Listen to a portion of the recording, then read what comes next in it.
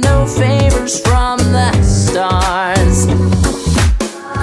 Sweeter than sound, wrapped in a cold embrace. She believed in the stars being a lonely place. All over my skin, I'm bathing in sin when you lie with me. So go on, tell them why it must be nice.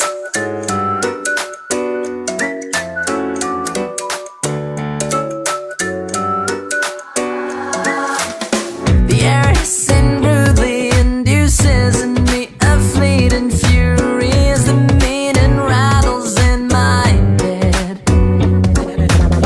She blamed it on Saturn, set the pattern on my palms. The reason she made her decision spelled the end. And I don't do telekinesis, won't you just tell me what's been up, love? I know you ain't letting me in. Give up on the stars, I gave you something more to believe in. Sweeter than sound, wrapped in a cold embrace. She believed in the stars being a lonely place.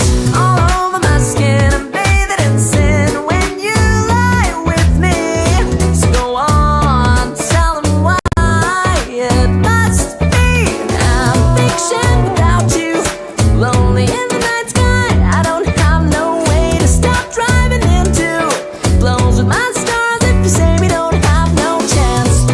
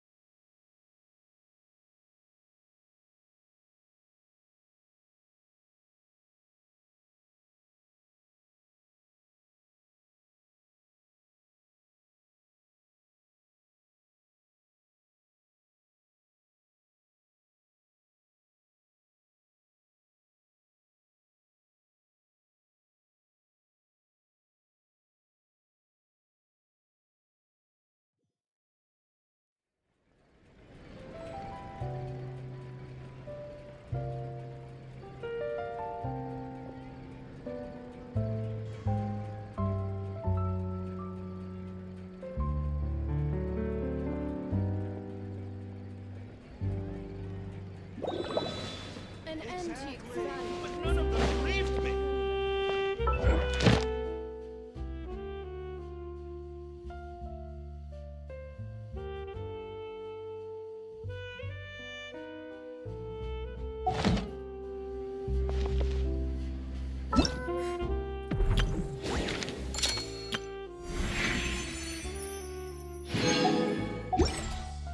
Time itself is a silence.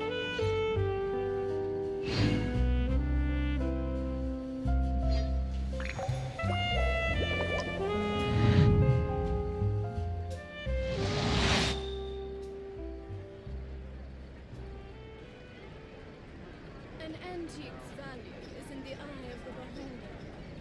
Exactly.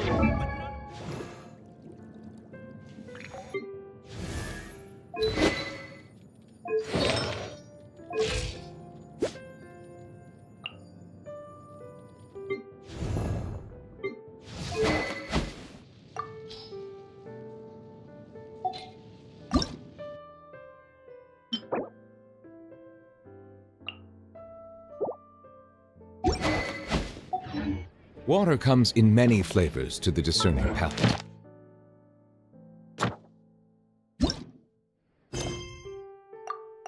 Mons.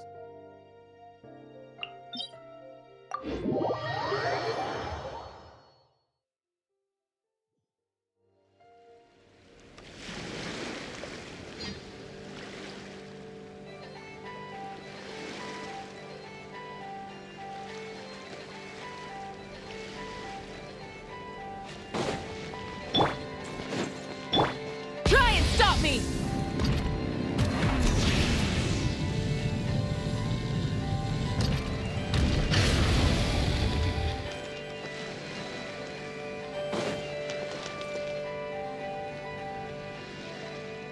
Oh, do you think the others are making good progress?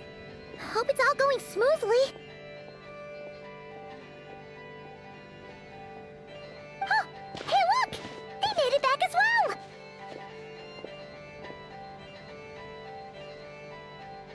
Prince! Llama! How did it all go? All is well, thank you. Nefer and Yehoda had to stay at the curatorium to wrap things up, so they won't be joining us for now. I ran into Miss Anefa and Miss Aino on the way back. Their work is still in progress, so I suspect they won't be back for a while either. You seem rather cheerful today, Mr. Flintz. I certainly am. I achieved what I set out to do and came away with more than I bargained for.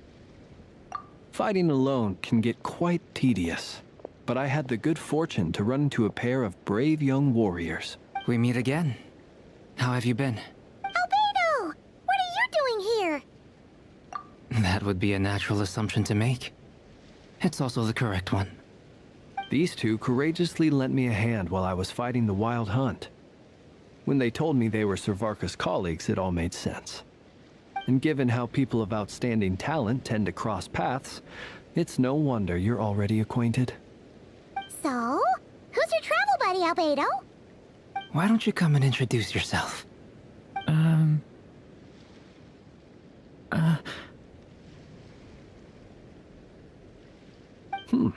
A gentleman of few words, I see. And a rather stern countenance. I presumed you were acquainted with him. It's nice to meet you. Again. We've technically met before. Wait a sec! You're Minnie Durin! That's right. It's me. I'm glad to see you again. By the way, he says it's okay if you drop the mini. Yeah, I'm not as mini as I used to be. Interesting, isn't it? The first step towards blending into human society appears to be reflecting on whether one's name really reflects who they are. Wow! You look so different! In a good way, of course. It's great to see you looking so healthy. Thank you, Paimon. And although you're as mini as ever, I understand that diminutives don't always convey endearment. I'll be sure to simply call you Paimon as a sign of my great respect for you. Wow! You're such a smooth talker now. Paimon could get used to this. From now on. Personally, I think our little Paimon is the perfect size. When people call her Little Paimon, it's just because she's so adorable that they can't help themselves. If that's not a sign of endearment, what is? You're absolutely right, Miss Lama. My brother still has a long road ahead of him when it comes to understanding human relationships. Anyway, speaking of long journeys, didn't Columbina, leave with you? She's been catching up with old friends. Wouldn't be surprised if she stopped for a cup of tea or 10 on the way back. Uh-oh. People are talking about me. Hope it's nothing negative.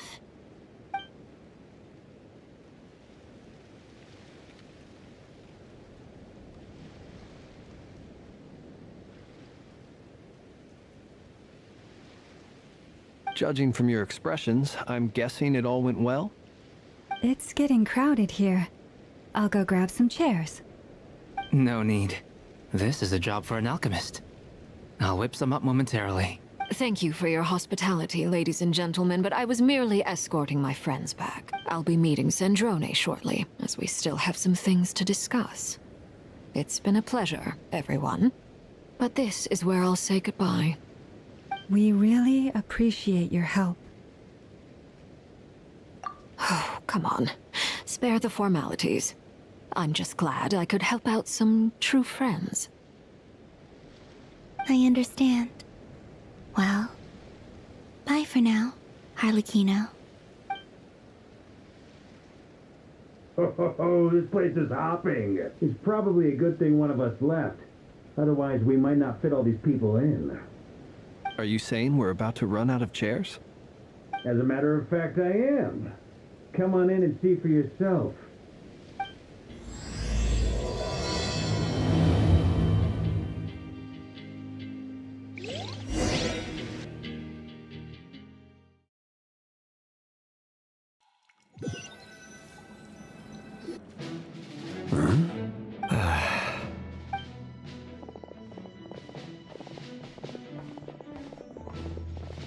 I overheard your little chit-chat outside, by the way. With Miss Columbina's colleague gone, we should be back to the original crew plus the other colleagues I brought in. Though, it looks like we have another new face. Someone else Frankly, you and Paimon are the only people I know here. This here is Deansliff, colleague of Tibet's greatest guide, Paimon, and greatest adventurer, the Traveler. Well, not exactly colleagues, more sort of friends. When someone else jumps in to do the announcing, you know you're speaking to someone important. Let's hear what he has to say. Note to self. Once Paimon knows your name, the rest of the world will soon follow. When he comes looking for us, it's usually something important. Paimon's guessing you've heard about the Wild Hunt, then. From the looks of it, you're about to hold a meeting. If I were to say that the Wild Hunt is our mutual enemy, would that earn me a seat at the table? As the saying goes, the enemy of my enemy is my friend. Mr. Dainsliff, there's a seat with your name on it. Though, I can't promise the same for everyone else. Hey, Albedo, think you can rustle up a couple more chairs? After all this time apart, Grandmaster Varka's first order is to rustle up a couple more chairs. I've missed this. Is he being sarcastic? Hey, he's your brother. Why are you asking us? I've still got a lot to learn about the nuances of human conversation. Trying to decipher Albedo's way of speaking has been like jumping in at the deep end. Oh, good point. Paimon gets you now. Don't sweat it. There are people who go their whole lives without getting the hang of it. You're ahead of the game already.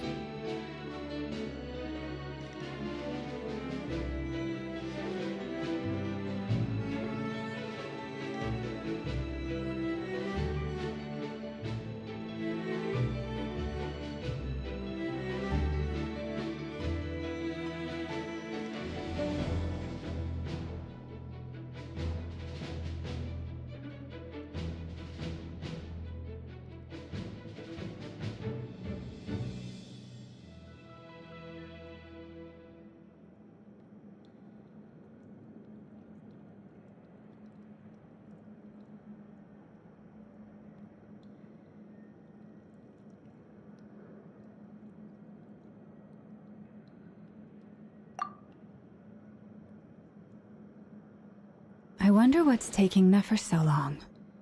Perhaps you should go and check in with her. If anyone can hurry her along, it's you. I just got back from the curatorium. Besides, aren't you curious to see what's taking her so long? Miss Nefer doesn't strike me as the type to share secrets. And since gathering intel is her specialty, I'm guessing she'd prefer to keep her methods confidential. Under such circumstances, would it not be tactless for me to impose? Oh, but it's fine for me to impose. What can I say? You have an unrivaled ability to garner people's affection, Miss Moonchanter. Besides, you have far more in common with her than I do. All right. Impressive. She barely fought back at all. I admire your powers of persuasion, my friend. As I'm sure Miss Lauma will realize soon enough, the trick in life is to always pitch in with other people's responsibilities so that you can be selective with your own. Another trick is to simply hide in the background. Spoken like a true sage. Anyway, looks like we've got some time to kill before the meeting. Let's take a little breather, folks, and feel free to chat amongst yourselves. We'll get down to business once the other two arrive.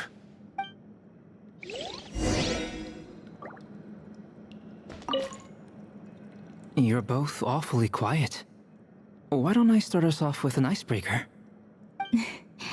Much obliged. Have either of you ever had your portrait painted? If not, I'd be glad to help. That sounds like a lovely idea. You know how to paint, then? I dabble occasionally. He's an excellent painter. Tables, chairs, people, dragons, you name it. He'll paint it for you. I'm flattered. If I ever get the chance, I'd like to give it a try myself. I'll bear that in mind. Anyway, how about you, Durin? What sort of portrait would you prefer? Oh, I'd be fine with anything. Whatever style feels best to you. Very well. Then I'll play it by ear. You can replicate any style I want? I can try. If you show me a sample, I'll do my best to... Thank you. In that case, I'll dig up some reference material for you.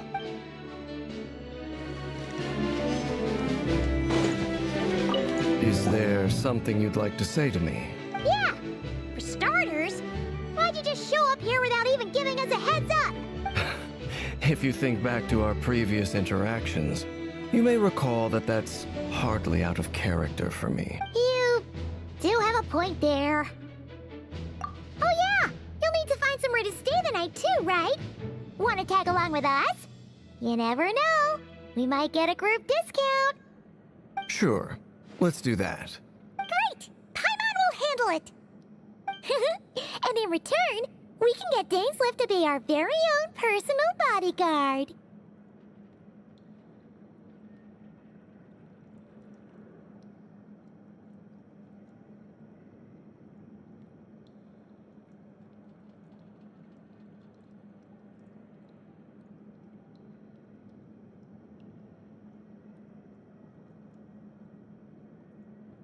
If that's what you had in mind, you should have said so sooner.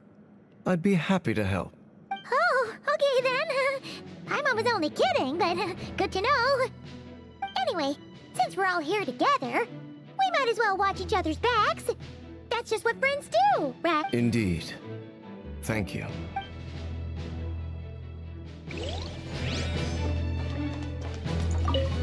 Truth be told, I can't remember the last time I was in a meeting with so many people. You're not alone there, my friend. The Lightkeepers also struggle to bring everyone together for a serious discussion. I don't doubt that. I've only ever met two Ratniki, one being you, and the other being that young guy, Itlua. Itlua is a good apple. I'll give him that.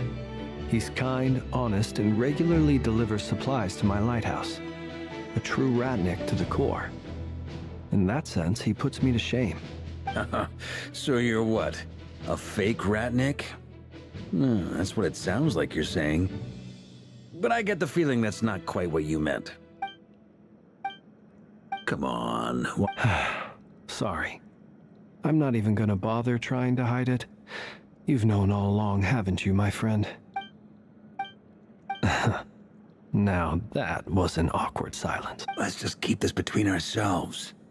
Probably best if Itlua doesn't know, huh? That goes without saying. Gotta be careful what you share with youngsters after. Anyone else in the know? Let me guess. The Traveler and Paimon? It's dangerous being too sharp for one's own good, you know. Then, in the name of the Animo Archon Barbados himself, I swear your secret's safe with me. When we went for drinks, you said that you and Barbados were practically best buds. In the light of that claim, do you really expect me to take your oath seriously? Of course. Just as long as you don't go spreading around the fact that I'm close with Barbados, all right? Fair enough then. Nothing like a bit of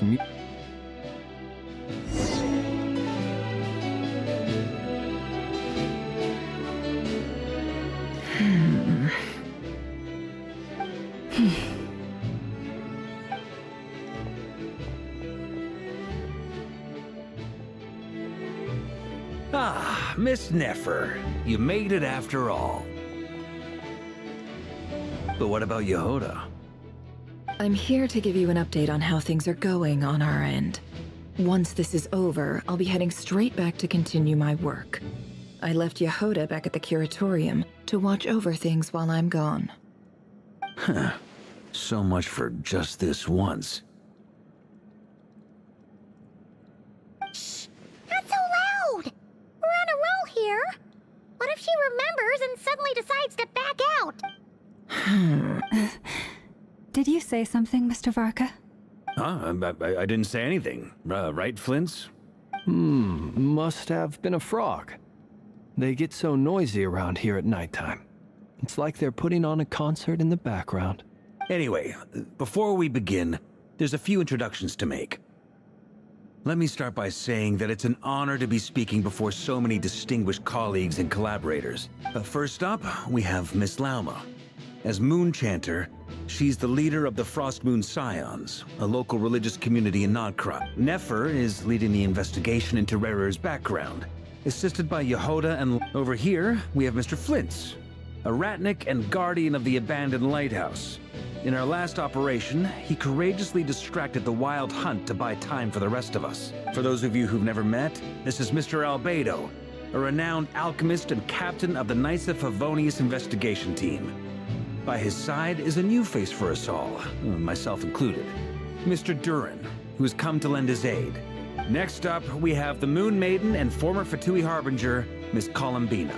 Then we have the Traveler, who's earned more titles than I could possibly hope to list out, so I'll spare you the rundown.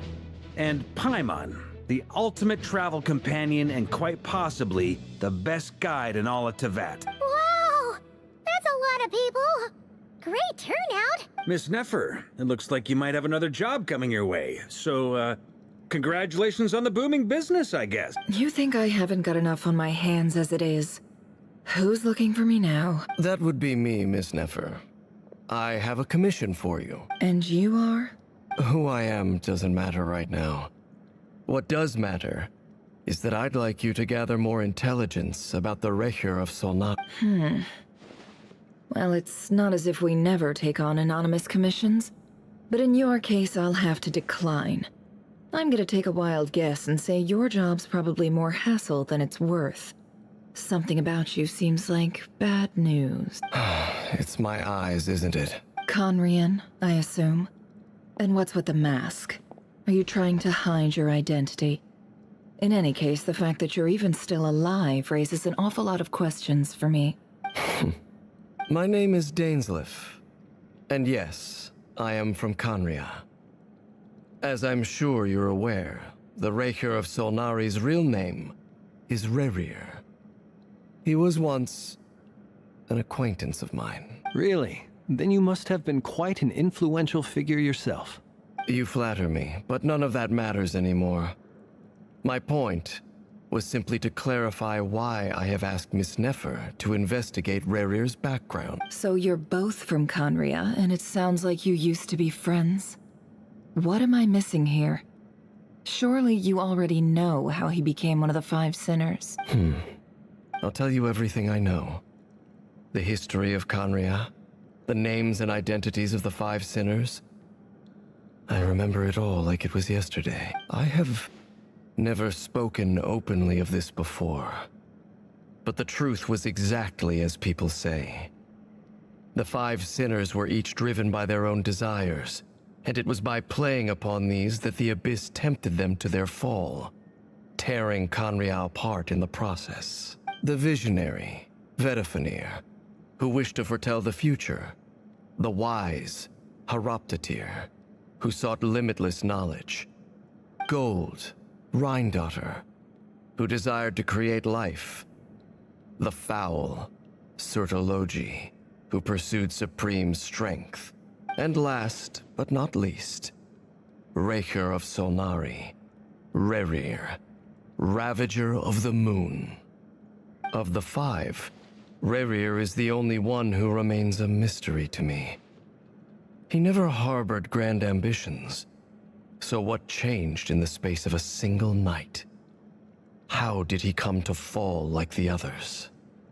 In other words, you're saying that his change came as a shock to you, and you have no idea what actually happened? That's right. You mentioned how the Abyss tempted them, which led to their fall. But what did that look like in practice? And what other context can you give me about the events of that time? The more detail you can give me, the better. Strangely, now that it comes to it, I hardly know where to begin. The fateful night took place during the era of the Eclipse Dynasty.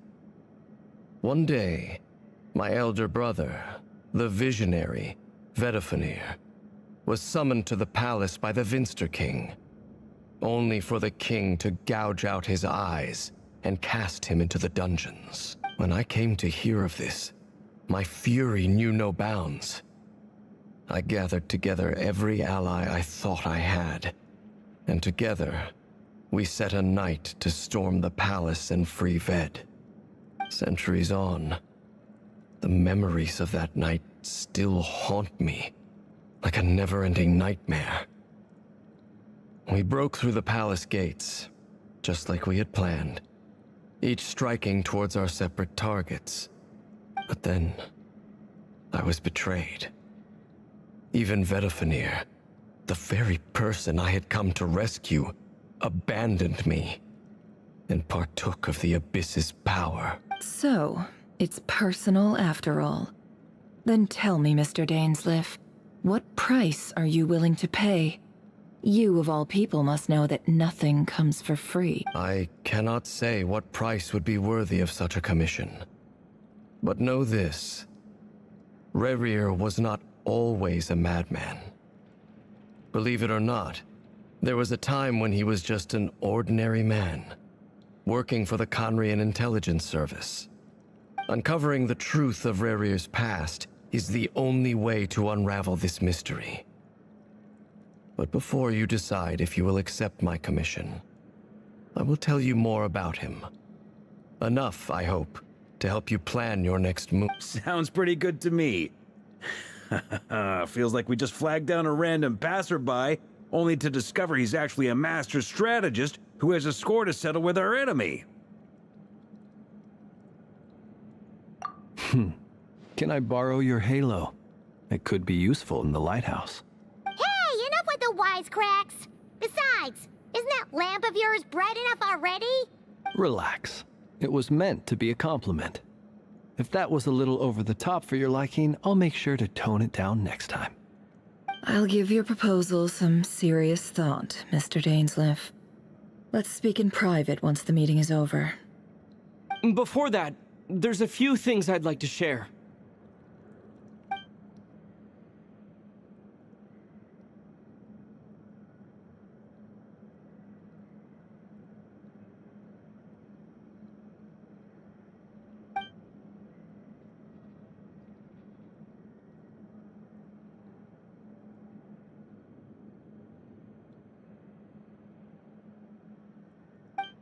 Now that we've united the hearts of the three moons, your power should be greatly enhanced. But it seems like that hasn't happened yet? I believe it will take a little longer. You've done so much for me, so I want to be completely honest with you all. Even though I'm doing a lot better now, the truth is, my recovery will likely be an ongoing process. From the moment I was born, my power has been slowly ebbing away. And that is because Tevat has never accepted me. Even with the moons united as one, it seems my rejection cannot be undone. So far, I have yet to find a solution. It may turn out to be a problem that will plague me until the day I finally leave this place behind. Even so, I will do everything in my power to help you drive out the Ray here of Solnari. As Arlecchino put it, this is not about chasing the spoils of victory. It's just a gesture of heartfelt gratitude. Kutar.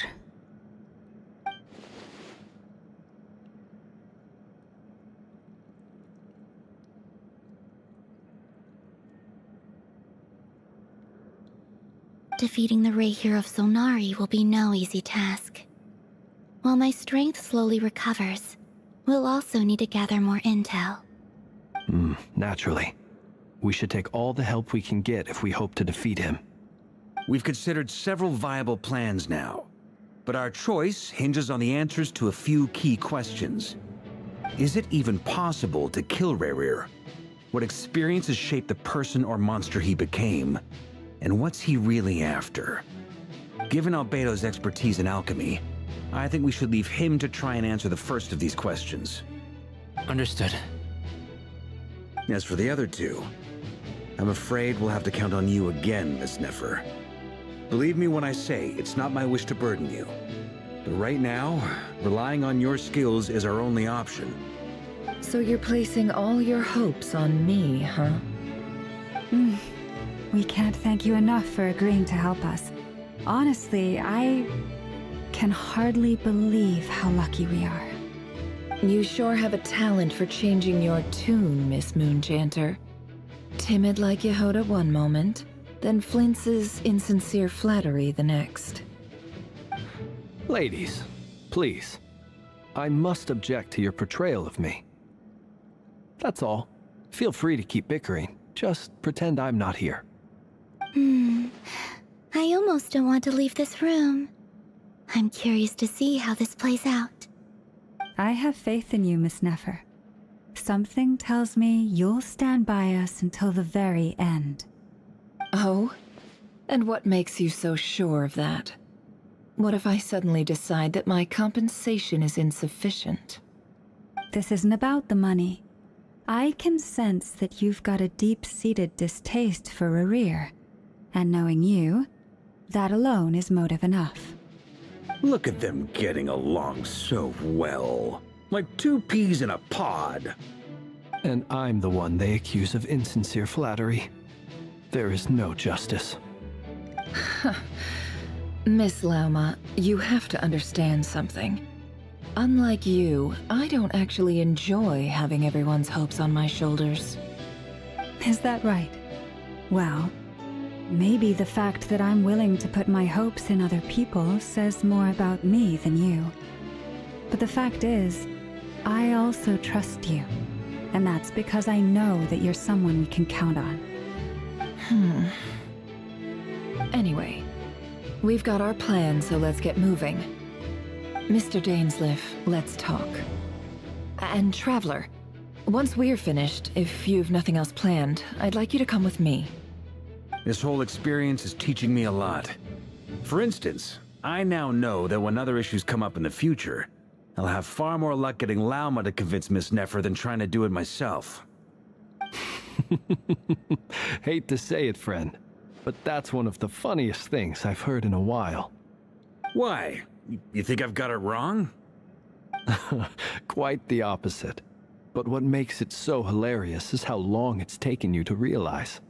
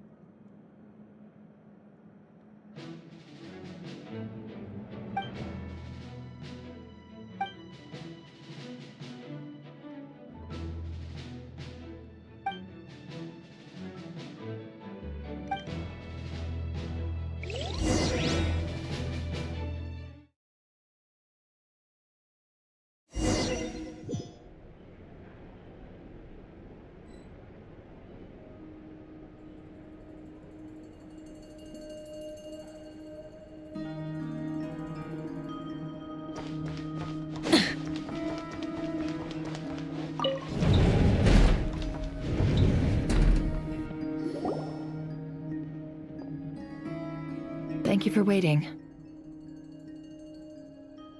It's okay. We actually used the time to help Dainsliff get a room at the hotel. That's very considerate of you. Now, I trust you share my curiosity about Rarier's past, and you seem fairly familiar with Mr. Dainsliff already. We spoke at some length after the meeting. He was the one who suggested I should invite you to join this operation. He feels confident that these secrets will be safe with you. Dane has a lot of faith in us, that's for sure. Likewise. I appreciate that you got right on board without interrogating me about why I invited you. It shows that you trust me to explain everything in due course. That's because we know what you're capable of. We appreciate you too, Nefer. You might have been forced to help in the beginning, but this time, it was your choice. That's one way to put it. Another is this, that once a decision's been made, it's set in stone. After that, my only goal is to see it through. Alright, so here's how it is. I'm going to access Rarier's thoughts again using my confidential method. Now, I'm sure you've seen things like this before on your travels, so you're surely well aware of how dangerous it can be. The reason I've gathered you all here is to ensure my safety during the proceedings. I plan for us to enter the fragment of his consciousness together, and once inside, I will focus on searching for information. Think of this as a diving expedition into someone's brain.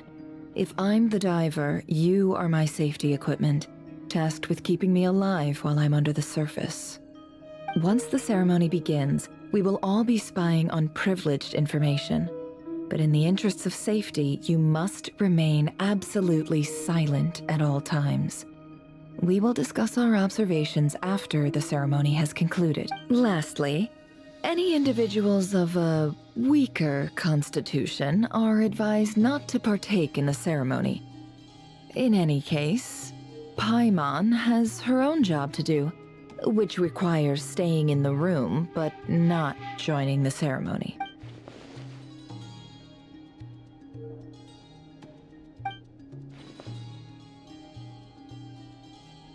Well, good luck, everyone. Sounds like all Paimon can do is cross her fingers and root for you guys. There's a little more to it than that. I was being serious when I said you have a job to do. While the rest of us are inside Rarier's mind, it's imperative that we have a team member on the outside. In the event that something goes wrong, you will be our first responder. I don't anticipate any issues, but the extra level of safety will be greatly appreciated. I second that. This is a dangerous operation here, and you're our whole rescue team. That's pretty much the most important job in the crew. So, Paimon's like the lifeguard? Yeah, that makes sense. All right, got it. Good. Please, take a seat. We'll get started momentarily.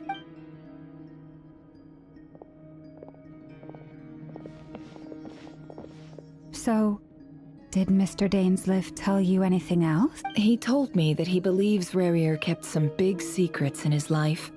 He's not sure that they were the cause of his eventual downfall, but he's asked me to uncover what those secrets were all the same. But surely you're not planning to go through with this, no matter the cost. If you think that, you'd be overestimating me. I'm a businesswoman, not a mercenary.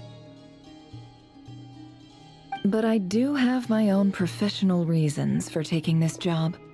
You think I'd turn down the opportunity to get a first-hand glimpse into Conrian history? No chance. Well, as long as you don't let morbid curiosity get in the way of safety concerns, we're good. We'll do whatever we can to help you. You're such a killjoy.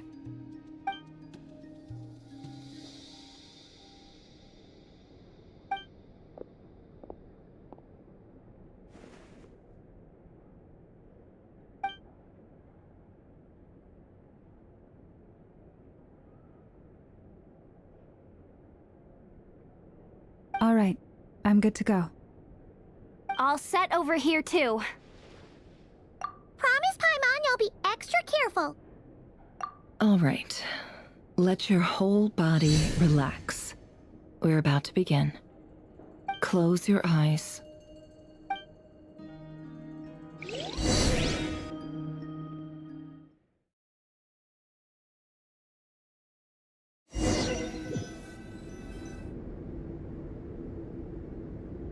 Phew. Could this be his office? Pretty standard setup. Bookshelves, paperwork, files. According to Dainsliff, Rarier used to be an intelligence operative. Chances are there's plenty of top secret intel stashed away in this room. Is this where you keep your secrets, Rarier? Can't say I'm not looking forward to this.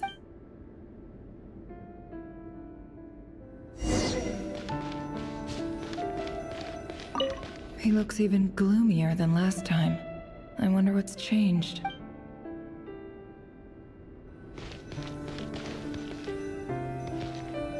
He looks even gloomier.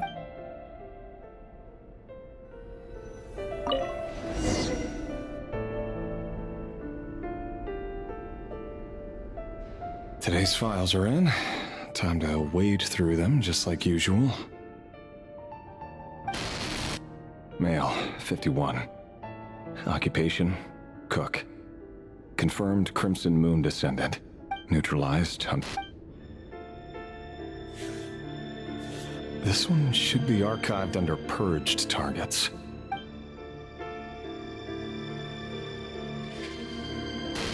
Female, 23. Occupation, office clerk. Neutralized. Another one for purged targets. Sounds like she was that other man's daughter. Never mind. Once again. Male, 40. Occupation, teacher. Confirmed Crimson Moon descendant. Has been observed making contact with other descendants during the past year. Poses a threat to the dynasty. Neutralized on... Just another nobody for the archive. Come to think of it, I remember surveilling this man. A case like his never would have been considered a priority in the past. Female, 16. Occupation, not neutralized. Filed. I have no recollection of this girl. None whatsoever. She doesn't seem to be anyone important, but then again, how many of them really are? Female, 13. Occupation, none. Orphan and confirmed Crimson Moon descendant. Has been observed making contact with other descendants during the past year. Poses a threat to the dynasty. Neutralized and... Filed.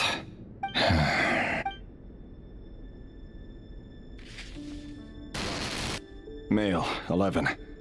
Occupation, none. Orphan and confirmed Crimson Moon descendant. Neutralized and...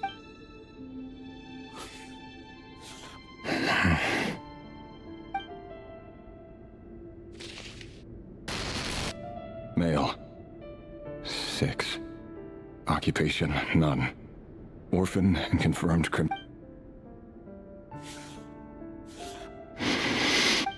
It's funny, isn't it? Your job is becoming both harder and easier at the same time, depending on how you look at it. Sooner or later, the Crimson Moon descendants will be completely wiped out.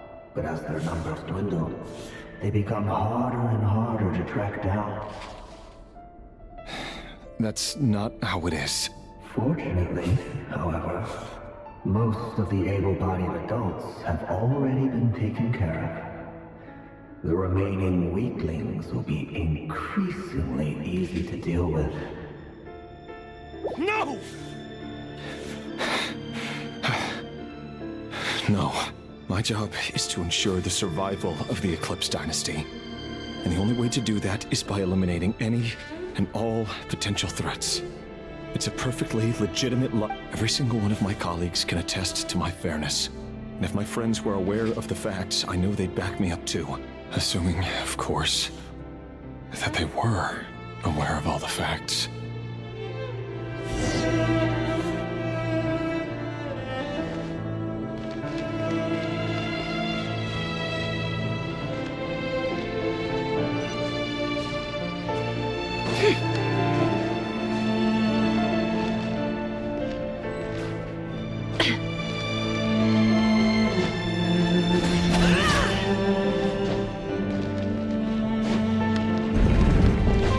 It all adds up.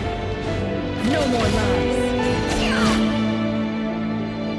Mr. Vediflnir, it's been quite some time since we last met. Rerir, I trust you're here because you have something important to discuss. Forgive me. I wasn't tuning out, it's just, I noticed you didn't even phrase that as a question.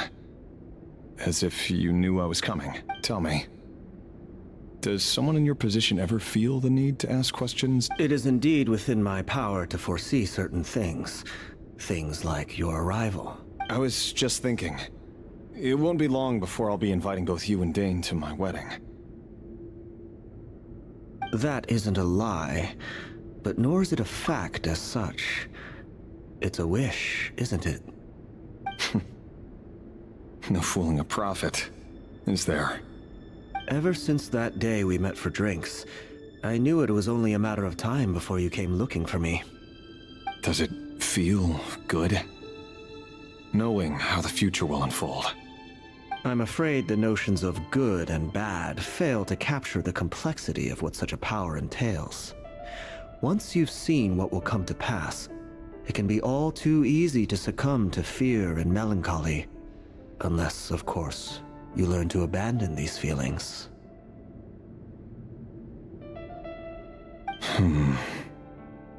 You fear my silence, and long to hear the words I left unspoken that day. That's right. You must have noticed my reluctance to broach the subject, and the reason is simple. Because the truth could never have lived up to your hopes. For both our sakes, such words are better left unsaid. The burden of prophecy was never meant for your shoulders. So who exactly do you deem worthy to hear your prophecies? None but our exalted king? Or rather, our king as he once was. You're closer to his majesty than I am. You must know better than anyone how much he's changed. You say that as though it is to my benefit. Yet precisely because of that, I dare not speak rashly. A king can turn out to be the most virtuous of rulers, or a tyrant more terrible than the most vicious of dragons. You are so wise and far-sighted, yet still you would have me live in fear of the unknown? You make a fair point. Especially given my silence alone was all it took to send you spiraling downwards. Very well then. Let me offer you some advice. And I say this not as a prophet or a visionary, but simply as the brother of your friend. For many reasons, there is very little chance of your marriage ending in happiness. If happiness is what you seek, you should find another fiancé.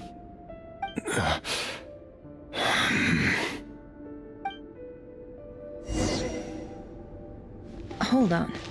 There's that same black fog again. Wait. Hear me out. This time we finally got a clear look at his face and learned his true identity. His name is Rerir, and he claims to be one of the king's guards. What did you say? A cruel irony, isn't it? The man you're set to marry leads a double life as a brutal executioner. Why are you telling me all of this now? Simple. It's because I want you to kill him. You are the only person he would never suspect. No, absolutely not. I would never dream of doing such a despicable thing. So you'll just stand by and watch him slaughter us to the last? Do not forget that the blood of the Crimson Moon flows in your veins too. The blood of the Crimson Moon? What does that matter now? The dynasty has long been dead and gone. You think that alone is reason enough for me to throw away everything I have? Why wouldn't it be? You two were once a child of the Crimson Moon, just like me. Don't tell me you've never felt so much as a flicker of fury for the way we were trampled into the dust. As long as you promise to abandon this pipe dream of restoring your dynasty, I can try to persuade him. Or have him persuade the Vinster King. Persuade the Vinster King? Do you even know why he's so obsessed with hunting us down? Why he keeps trying to force us to hand over our secrets over and over again? Or why we refuse to give up on restoring the dynasty? The Vinster King. A blind fool. His eyes clouded by powers from beyond this world. A petty little man with a miser's heart. And he dares to sit upon the throne? Mark my words. Sooner or later, Conria will fall. And it will be his doing. If you can't bring yourself to do it, so be it. Just you watch. It won't be long before calamity descends upon us all. The Rehir of Solnari. That really is quite a secret you've been keeping from me, Rerir. But who am I to talk? Am I really any better? I've kept my own past a secret this whole time too. Love should be built on honesty. But ours was born from lies. And yet, is it really so wrong to hide things that would only make life harder? If we don't cover up the parts that no one else should see, how can we go on pretending to be normal? Vedifulnir must have known all this. And that's why he made his prophecy. In the end, nothing stays hidden forever. But I won't just sit by and watch this disaster unfold. I'll do everything in my power to protect what I cannot afford to lose, no matter who I have to face.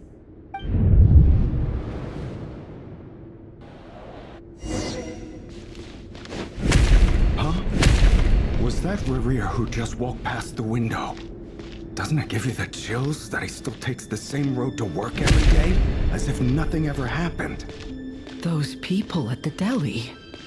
Enough already. They're clearly pretty taken by their own disguises, so just smile and play along. Pull the rug from under beasts like that, and you'll risk having your throat torn out. But surely you can see he's not the man he pretends to be! So many have died already, and they say that the king's madness grows with each passing day. We're not going to survive this, are we? But why does it have to be this way? Do we really deserve to die just because of the blood that runs through our veins? Felindis, are you even listening? Sorry, Freether. My mind was off wandering. I heard you, though.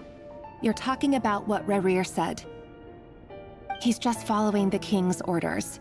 He's a secret agent, and it's his job to hunt down rebels and dissidents. By the time you first met him, he'd already taken lives. Maybe he was using you from the very beginning.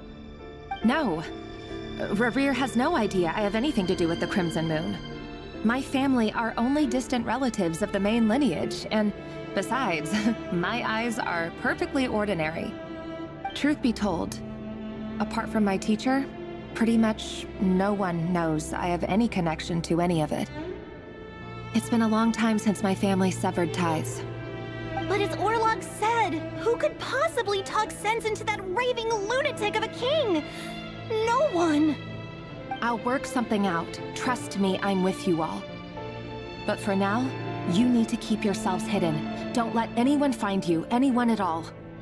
Don't forget that Rerir is an Eclipse operative. You need to be extra careful when he's around. And when I am too. For now, don't come looking for me. And if anything happens to me, just act like we've never met. If even you can't escape this, what hope do the rest of us have? But after all this time together, surely he wouldn't lay a hand on you. I won't speak in his defense, nor can I give you a clear answer to that question. But I'll do everything I can to put an end to this. Here, hold on to this. If an opportunity to escape presents itself, take it. You'll be glad you took some spare change. You call that change? But what about you? I've got a job, and there's still money coming in. But you can't go anywhere right now. Please think about yourself for once.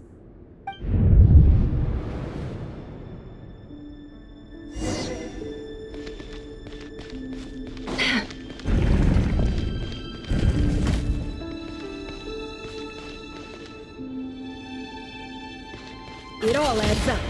Can't hide the truth.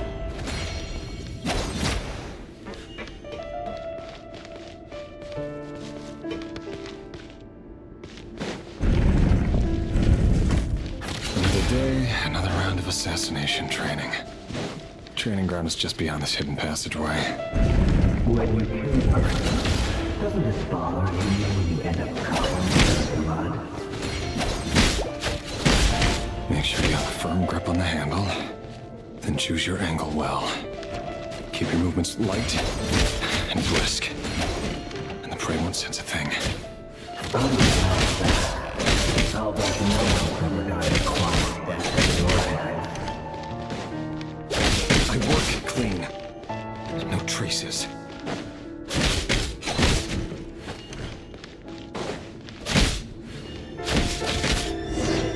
That doesn't make it open for the king just happens to be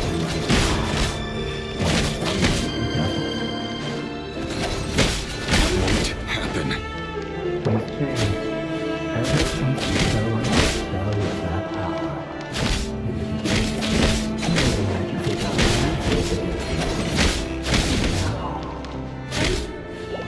The ones I know with have always been guilty, and I've carried out my work flawlessly.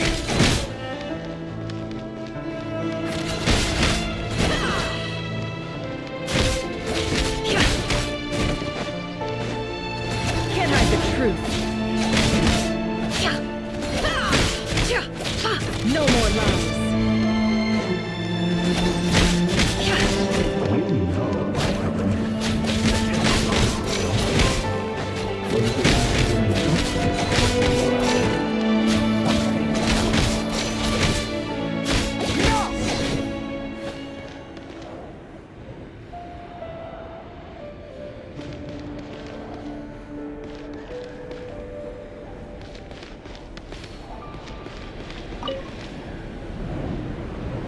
Delindis, do you still remember Orlog? Orlog. The boy who was pretending to sell flowers. You spoke for quite a while, didn't you? Yes, we did. What about him? He was arrested 2 days ago. Chances are he's already dead. He... I just don't get it! After everything he's done, why do you still stand by him? Or does it mean nothing to you that people keep dying? No, that's not... Just hear me out. I need to go now, Thelindis. They're looking for us. You take care too. If you ever need a place to hide, come find us.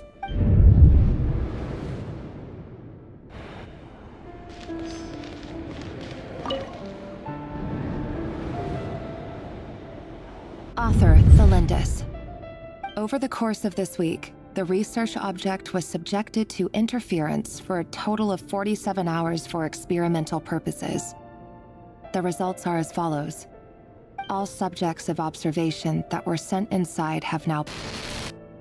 The situation within is proving more problematic than anticipated.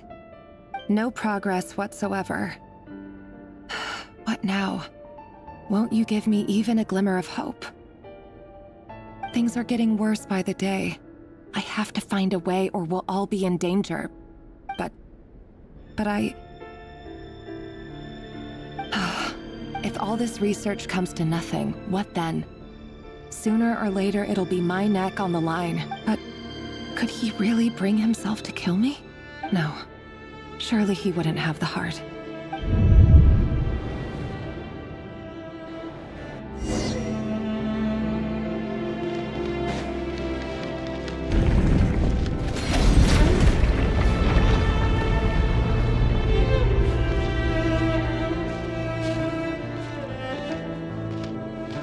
Why won't you just let us go?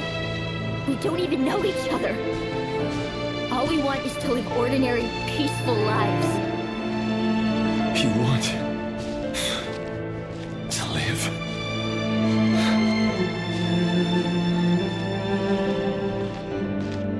Yes. I just want to go on living. Is that really such an unforgivable crime?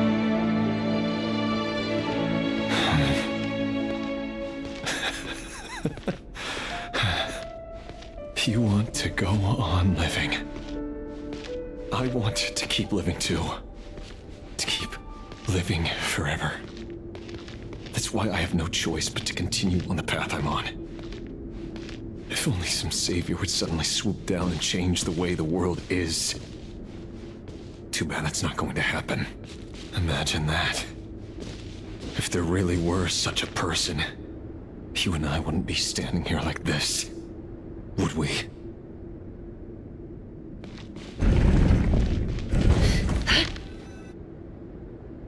Today's files are in. Time to wade through them just like usual. No, I don't get tired of it. It's my job. And not only am I lucky to have it, I'm good at it too. Huh. Wait. That's... Thalindis? No. No! No! Why? But you bear no mark of the Crimson Moon. How could you possibly have anything to do with them? It cannot be! A diluted bloodline. Carefully concealed. I see it now. You've been living in the shadows just like me. What a fool I've been. Numbing myself with talk of justice. Even imagining my friends would back me up. But in the end, Irminsul. Finster King! How far are you going to take this? From the direct bloodline to secondary offshoots? And then what? Today it's the descendants of the Crimson Moon. Who will it be tomorrow? Will you not rest until everyone down here is dead? No. This cannot go on. This is where it ends.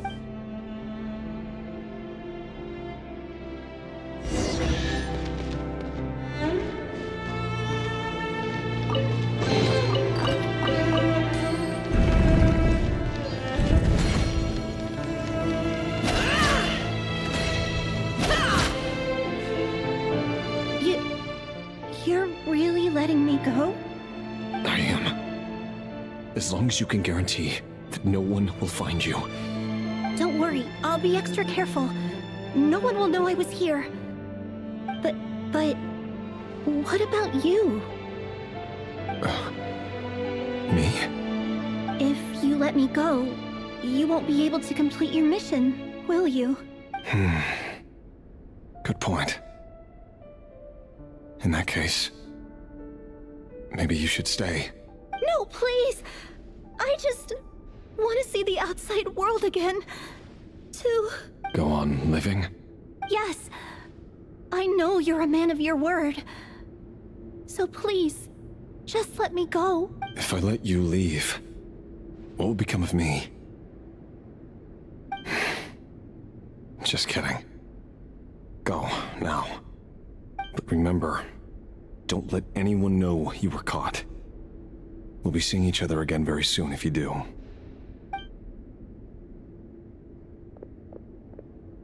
Even shadows in the dark must live by a code. But you can't save everyone. You've been whispering in my ear for days now, Vedifalnir. What are you trying to do? Break me down? I only say this because you long for an answer to your problems. Let her go, Rerir, or you risk losing everything. I will not abandon Thalindis.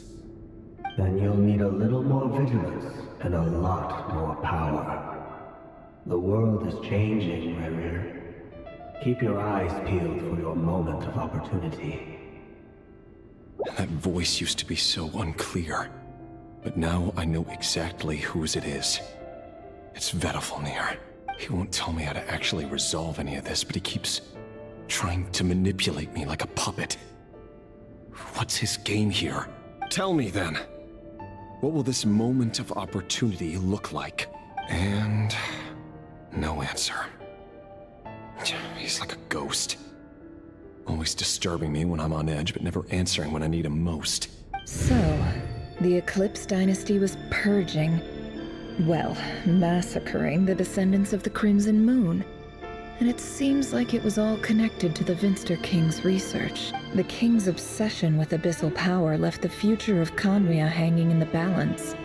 No wonder every aspect of Rerir's life was so unstable. And it looks like this Thalindis, Rerir's would-be fiancée, herself belonged to a sub-branch of the Crimson Moon Dynasty's descendants. It almost defies belief that a couple like them could hide the truth from each other for so long. If the Vinster King hadn't intervened in such a drastic way, they might have gone on deceiving each other for the rest of their lives. And why does Vedifalnir, Dainslif's older brother, keep talking in Rerir's head? This guy kept more secrets than I ever imagined. The human mind is like a vast desert of shifting sands. When you follow the flow of someone's memories, you only ever see the parts they're willing to let surface. Time for something a bit more creative. We've been inside Rerir's mind this whole time, building up a picture of his psyche. There's already enough clues on the board to start reading between the lines and mapping out the rest. Now, we can finally begin to put the pieces together. Sure, it'll only be a reconstruction, part simulation, part reasoning, but it's usually pretty accurate. Once we've built up a cognitive profile, we just need to cross-check the logic behind his actions. And then we'll be able to take a sneak peek at whatever it is that Rerir has really been hiding.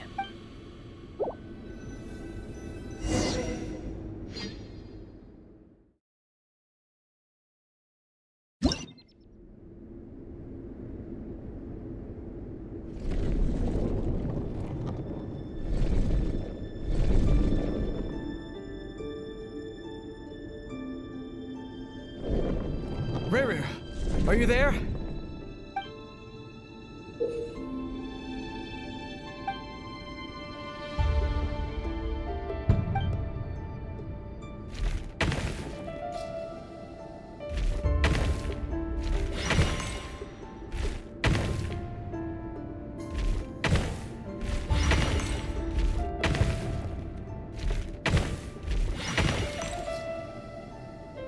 Hey, Rerir!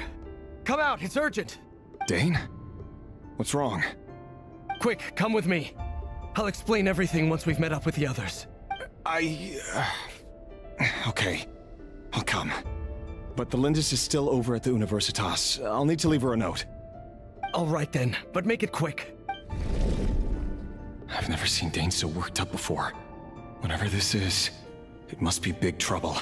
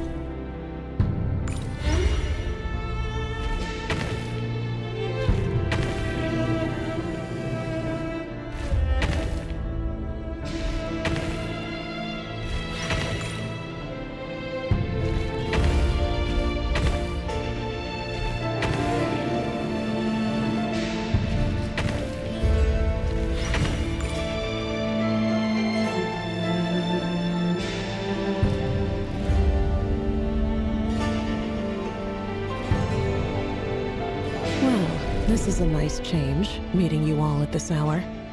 When men and women of ambition can speak face to face in broad daylight, I say that's a big step forward for our dear Conria. Don't be ridiculous. We do not fear the day. Why would we seek refuge in the night? You might ask your blade that same question. I'm told it prefers the cover of darkness. The word on the street is that Sertologi only strikes when he has an unfair advantage. But that is patently false. I see you're missing an arm and a leg. Surely only a fair fight could explain that. If this is your way of offering me replacement limbs, believe me, I'll take them. Oh, we can certainly discuss that. With bioalchemy, anything is possible.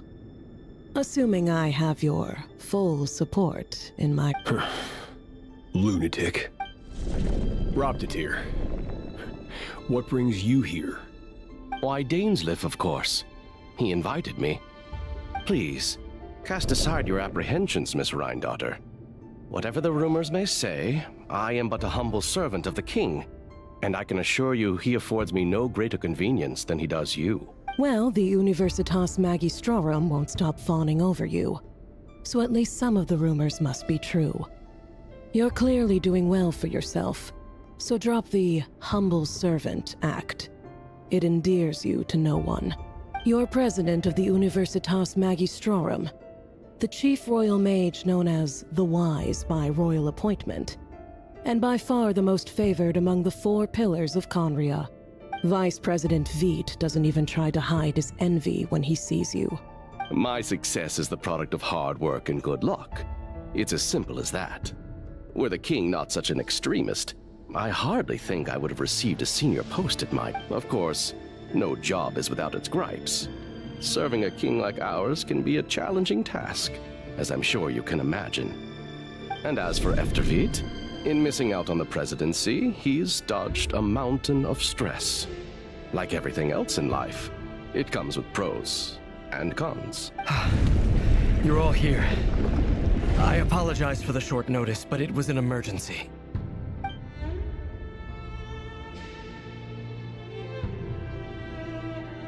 You must be Rerir.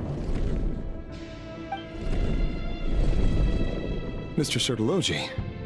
Yes, I handled your case file during your sentencing. Nothing personal, of course. I'm pleasantly surprised that you remember me. You're clearly a person of substance if you've been invited here. But Dainsleif, you'd better have a very good reason for convening this little gathering. It's my brother, Vedafenir. After he spoke at the court this morning, the king was so infuriated by his words that he had him blinded in both eyes and thrown in prison. Vedafenir in prison?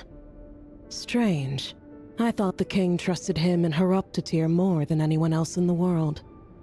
Does this mean the king's circle of trust just got even smaller? It has nothing to do with trust.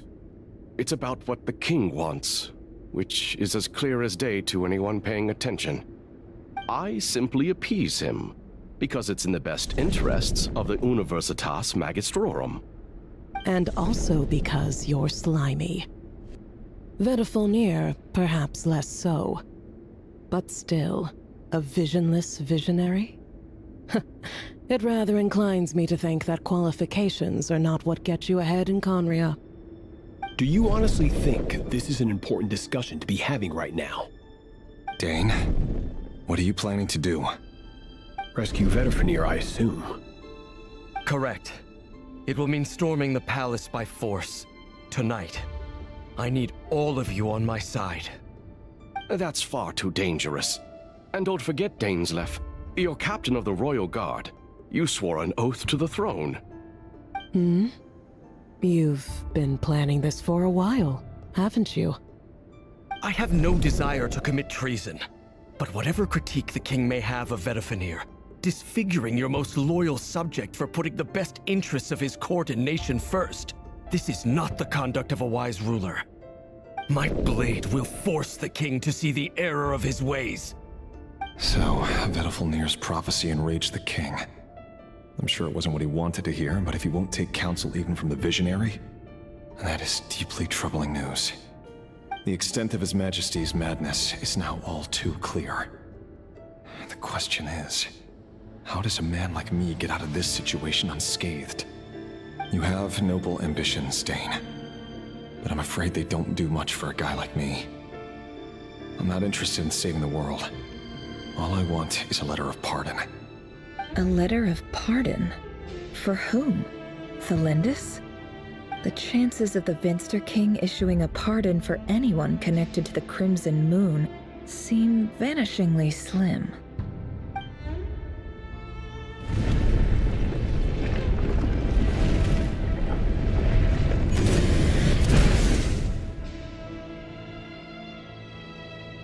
This black fog over the board must have some connection to Thelindis. But why is it taking this form? Does it have something to do with Ravir's past? Another mystery I'll need to unravel.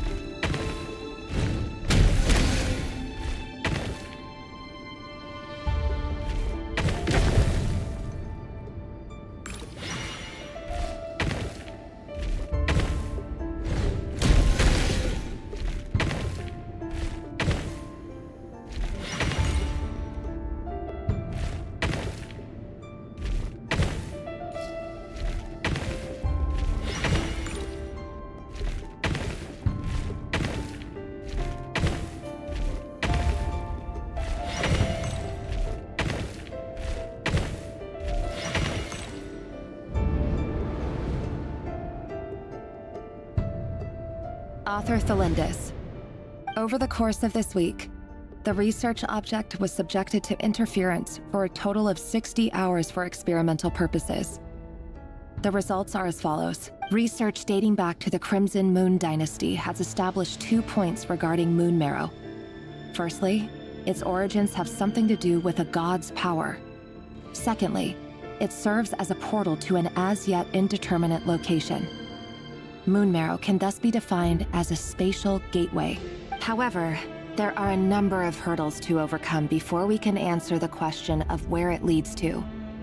To start with, opening the gateway requires a specific power source, which the relevant literature indicates. An enormous amount of power is then required to keep the gate open.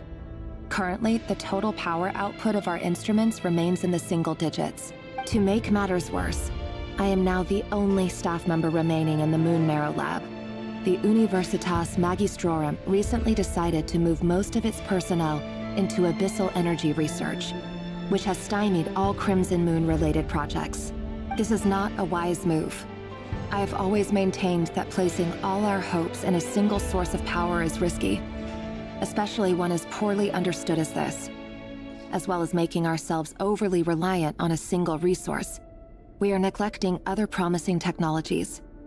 I apologize if this comes across as disrespectful. But as a Moon Marrow researcher, I desperately want to see the world beyond the gateway. If we really made it there one day, what would we find? And how would we go about taming the unknown? My imagination is endlessly fueled by questions such as these.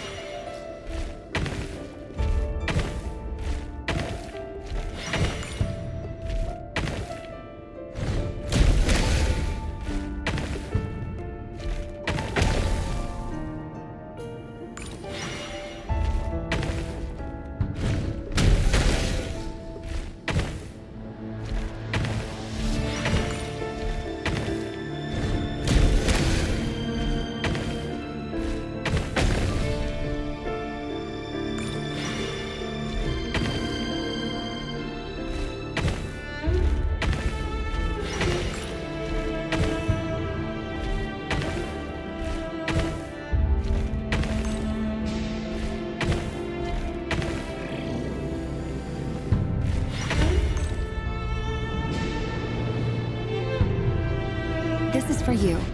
I heard you're gonna leave the city with your parents. The Lindis. Did you hear about what happened? I've heard nothing. Rerir got back very late last Friday, and he was acting a little unusual, but he slept pretty well, so I'm guessing whatever he did was a good deed. You never saw him, and I don't know what he did. And this conversation never happened. You understand? What if he finds out that you pried into his secrets? Don't be silly. I don't know what secrets he does or doesn't have. All I know is he's just a normal guy who happens to run some errands for the king. Are you scared of him? I don't know. The Rerir I know doesn't match the person you all describe. Logically, I should be scared of him. And yet, I don't want to lose him. But enough about that. You should get going, and be careful with the package I gave you. Keep it secret. Keep it safe. What's in it? A piece of the moon. All you need to know is that as long as you keep it safe, then in the future, everyone will be able to see a red moon. A red moon? You mean our moon? That's right. Our moon. Promise me you'll look after it. I promise, Tholindis. The Crimson Moon bloodline will never die out. Its light, the color of blood, will become like a fire that flows in our veins, no matter how long it takes.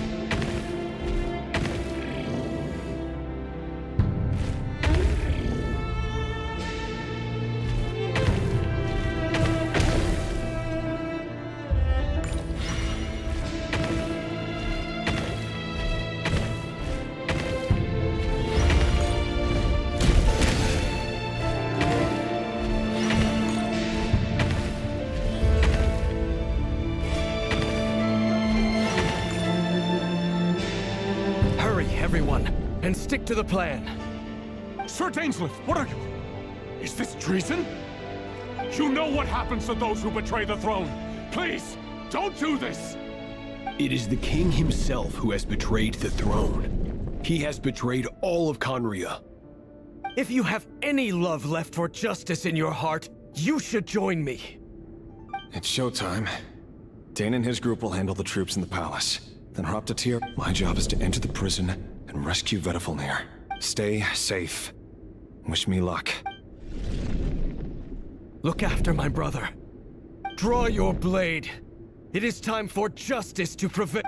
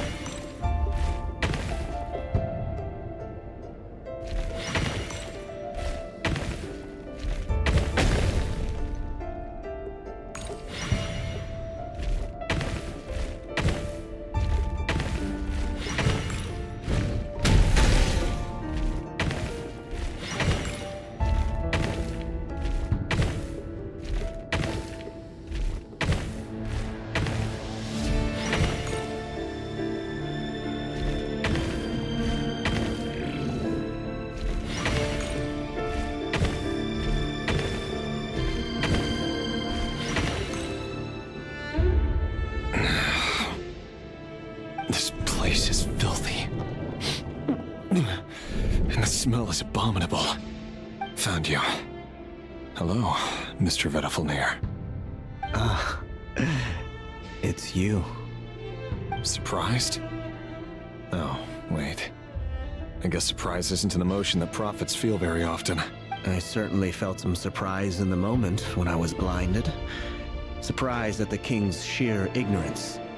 Surprise at just how unfairly this world responds to words of earnest remonstration. I'm curious. What did you prophesize this time? It wasn't a prophecy. It was a word of warning. Someone had to say it. The king has forsaken all reason in pursuit of his obsessions. I simply told him that if he continues on this path, Conria will surely fall. But he didn't listen.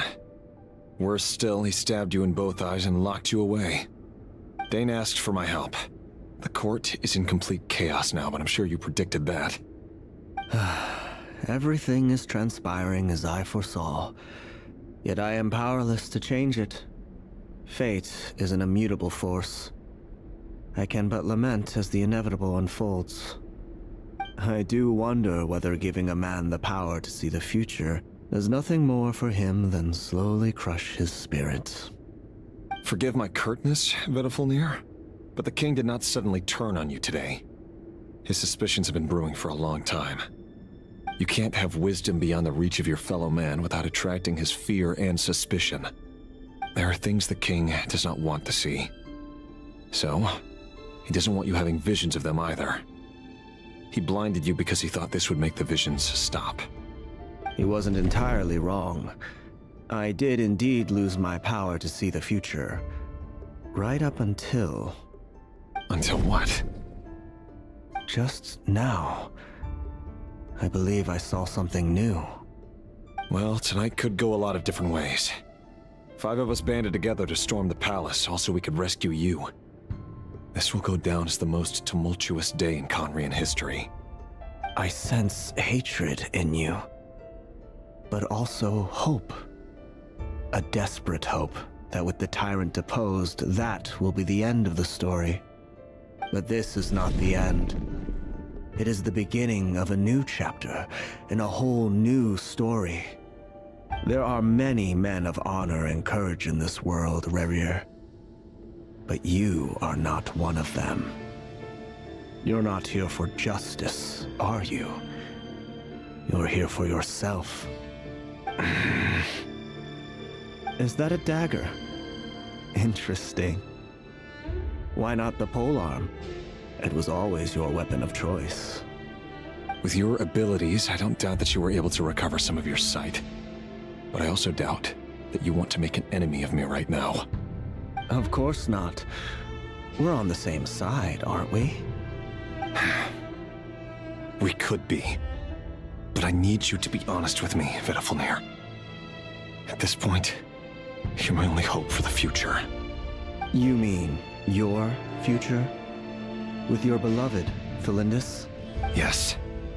And I know there are bigger things at stake here. A dynasty, a nation, maybe the entire world. But forgive me, I care first and foremost about myself. I can't abandon the one I love to save myself. I just can't do it. But you see a broader picture of the future than I. You see the solutions to the biggest problems of our age. So tell me, what is my solution? What's the answer? In matters of fate, answers are either right or wrong. What will be and what will not. Maybe you are willing to pay a certain price in the pursuit of happiness, but unfortunately, fate does not negotiate. That is the cruelest thing about fate. It is unmoved by your sacrifices. That can't be true. I know it's your voice that I keep hearing in my head, urging me to see how the world is changing, to seek more power, so I can protect the things I love. You show me disaster, but you won't show me how to avoid it? Why? Why are you doing all this? My voice. In your head.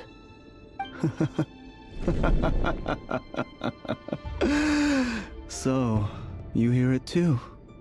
The voice that steals your mind, gains your trust, and drives you crazy.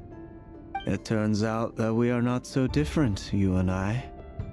Vedafilnir just broke into the strangest smile I've ever seen in my life, as if he'd discovered some monumental secret. But then he suddenly switched to looking extremely weary. Very well then. My advice to you is as follows. You must persevere. Whatever trials and tribulations you may face, be steadfast in the belief that they are your path to the future. For as long as you live, your story with Thalindis shall not come to an end. That is the only chance you have of fighting back against fate. It is up to you whether you believe my words. Regardless, that is all I will say on the matter. I have no right to intervene any further. I will hold you to your word. Thank you for setting me free. In return, I will tell you one more thing that you cannot afford to ignore. Just then, a strange wave of energy rippled through the city. We had no idea what it could mean. If I were you, I would head to the Universitas Magistrorum. The Universitas? Oh no! I'm sure we'll be seeing each other again very soon, Rerir. Whatever Vedafilnir said, I didn't catch it. I didn't even help him out of the prison. There was no time to lose.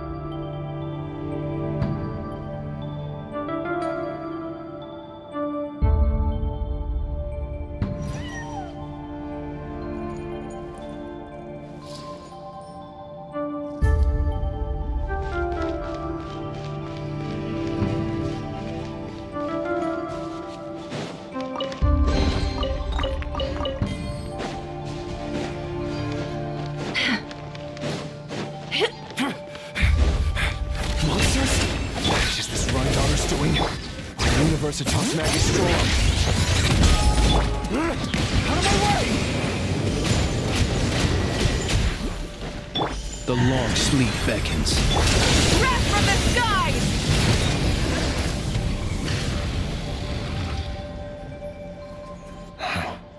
The Universitas. That reminds me of a rumor I once heard. Allegedly, the king installed secret mechanisms in the palace and around the city. No one knows where they are or what kind of power they hold. But if they were ever going to activate, it would probably be on a night like tonight. Help! Hold on! Don't let them anywhere near you! Save me! I can't! Ah! That sounded like an explosion. So, the rumor is true? The king really went through with it? What other means does the king have at his disposal? They must run on power from the Abyss. And given it's a major center of Abyss research, anyone over at the Universitas will be in grave danger. I have to hurry!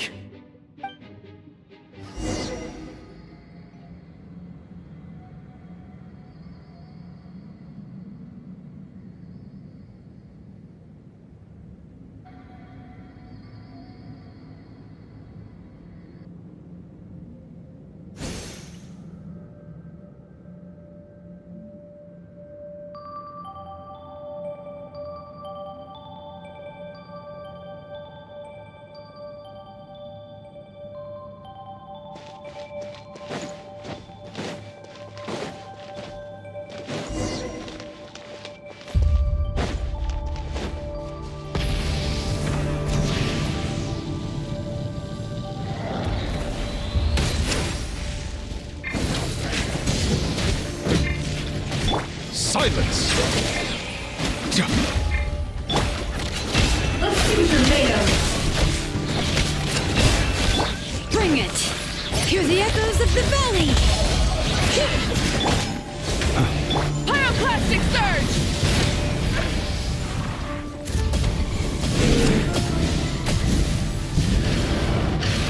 Settle down! The tides beckon.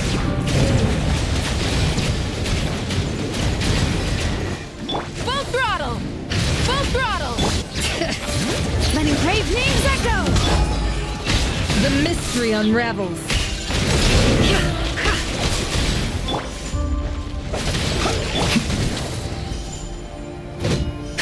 Wrath from the sky! Try and stop me!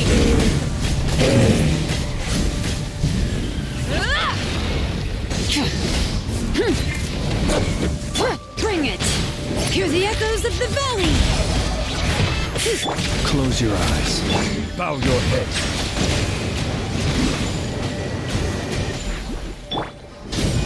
Light of the blazing sun! The deception ends here. It all adds up. Time to come clean. The night cometh. Light it up! Pyroclastic surge! Incinerate!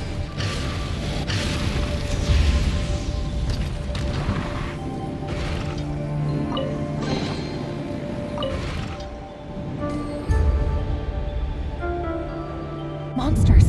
At the Universitas Magistrorum? Why now? Oh no! They're coming! It's no use. The table won't hold out much longer. The weapons. Where are the weapons? Of course. All the lab equipment was upgraded after the inspection last week, but the new weapons haven't been allocated yet. I'm done for. Is anyone there? I need help! Ah!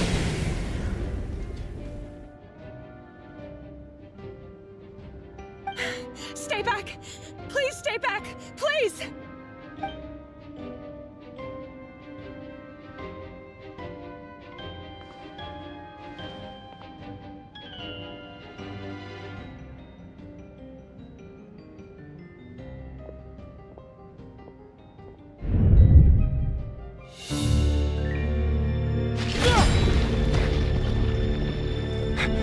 that? Reverie! So the rumors about your work are true. What? No! Listen, something happened at the palace tonight. We have to leave! You don't need to lie to me anymore. What do you mean? I know why you're worried, and I will respect the decision you've made. But it's okay, because I found a solution. I know how to end all this. You can have it back. The normal life you so desire. But until then, I'm afraid our wedding will have to wait. Celindus? No, don't do it! Celindus! Celindus!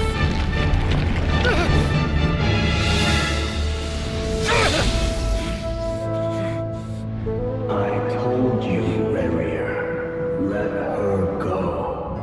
You will find someone better. No!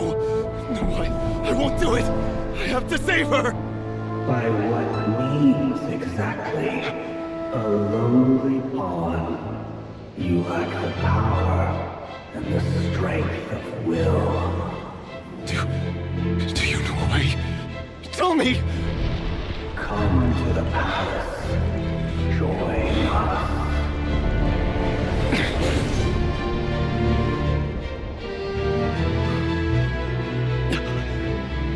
Reverie, thank goodness we... Step forth and take your share. You made it. Not you too.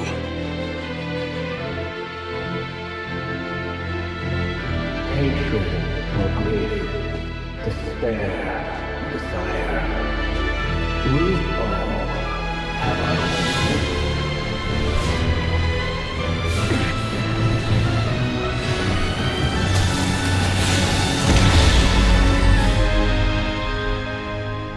Reverie. Reverie. Celindus? Were you daydreaming?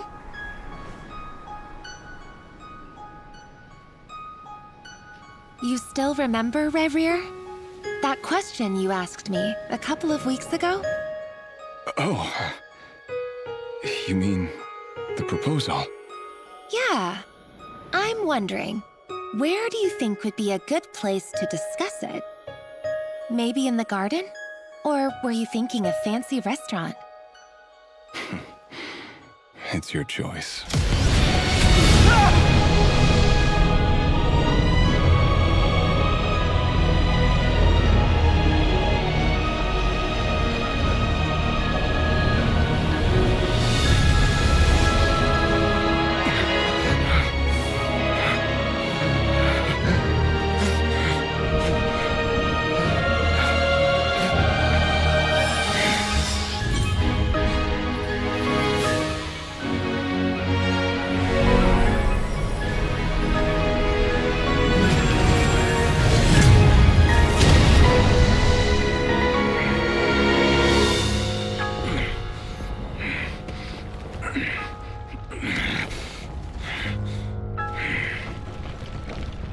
I will find you. And then... you can give me your answer.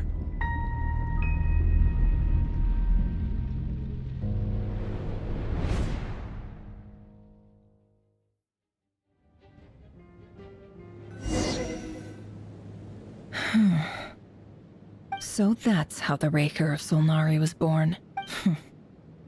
A monster created by circumstance is a monster all the same. Viewing other people's thoughts for too long can get uncomfortable. Right now, I'm feeling a strong sense of loathing.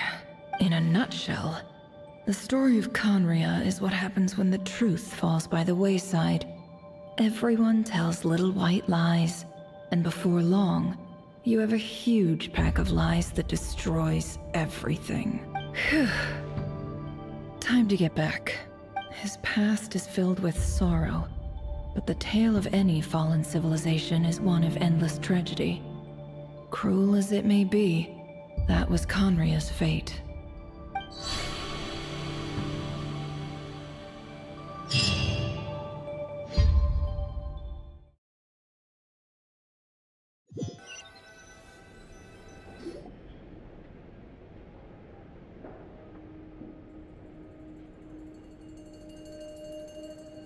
Everyone, I'm back. Can I get a standing ovation? Never! How are you holding up? Feeling okay? She's fine. Boss is a pro. Yes, you will have seen the events of Rarir's life through my thoughts. It's now clear that he is just a regular nobody, driven by personal tragedy, as he said himself. I mostly agree. There's only so much we can know about him from his memories alone, but they did give us a clear glimpse into his life in Conria. However, I would not consider Rarir to be a nobody. He was deeply involved in the events of that era. Yet, when the catastrophe of a generation strikes, nobody is safe. Sounds to me like you're speaking in riddles again. Is this you urging me not to abandon the people of Nodcry in their hour of need? That's not what I meant. Although I do hope you choose to remain a part of the plan. Without you, the mission ahead will be all but impossible. Then try to remember that I respond better to the carrot than the stick. And I don't appreciate being bossed around. Now, as for you, Missy, you were excellent. You stuck to the rules of the ceremony and kept your mouth shut the entire time. Bravo. Cool. So, can you fill me in on the deets now? Most of what I saw went right over my head. Patience. You'll hear the whole story, don't you worry. But let's meet up with the others first. It will save me narrating it twice. Yehoda? Yes, boss. Let me get that door for ya. That's more like it. For a moment there, I was worried you'd forgotten about the first clause of your employment contract. Forgive my curiosity, but what does the first clause say? It says I gotta do the annoying stuff that boss is too lazy to do for herself. Like opening the door, pouring the tea, yada yada. Is that right? If something is in the contract, it's because she willingly agreed to it. Rest assured that the Curatorium abides by the very strictest of labor policies. You don't seriously think I'm cruel enough to treat her like my slave? In any case, I've hardly shied away from my share of the work today. Hope I don't catch Flintz and Varka lounging about in their chairs, enjoying a leisurely cup of tea. There's nothing I dislike more than other people enjoying themselves while I'm hard at work.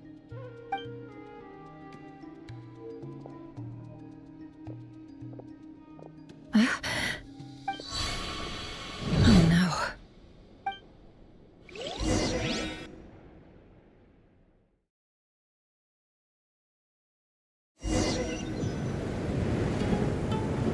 Sorry to disturb you, but we seem to have run into some trouble. Evidently so. Don't worry, I'm not about to leave you to fend for yourselves. I'm not that kind of boss. And it would go against the Curatorium's labor policy. I'm sorry? What did you hear me say? I wasn't talking about labor policy. Wait, how long have I been standing here? Not long. You just appeared by the door a moment ago.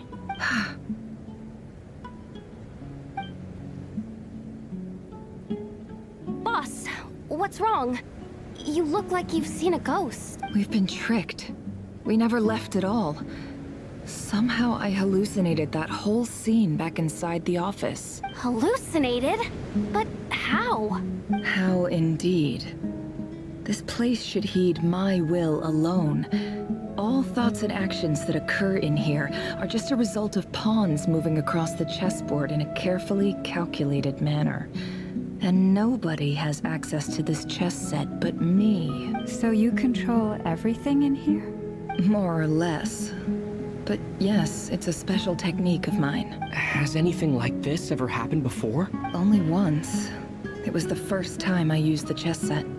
Is there any similarity between what happened then and what's happening now? I suppose my thoughts are a little turbulent, which was also the case my first time. Is there anything I can do to help? The first clause of your contract clearly states that I only need your help with things that I'm too lazy to do myself. Meaning, you're not feeling lazy right now? Meaning this is not something Yehoda can help with. The chess set is a personal treasure that I alone understand. I must be the one to find our way out of here. Boss, it's fine. Really. Let me do something useful. Oh, listen to you. Whatever would I do without you, Yehoda? What? Really? Yes, really. Where would I ever find another employee as obedient and servile as you? God forbid anything ever happens to you. Oh, okay. Well, anyway, I was thinking of fetching some water. There's gotta be a source around here somewhere. I suggest everyone finds someplace comfortable to take a rest. We gotta conserve our energy. Even though all this chess malarkey doesn't exist in a physical sense, mentally speaking, it's all real. And so is our tiredness and fatigue. You don't want to dismiss mental fatigue. Just because it isn't physical doesn't mean it's any less serious. But anyway, I got your backs, so don't worry about a thing. Don't I have the best employees? Jealous much? If we can find a suitable time, I'd love to borrow Yehoda for a day to help out at the Frost Moon Scions. Would you be amenable to that, Boss Nefer?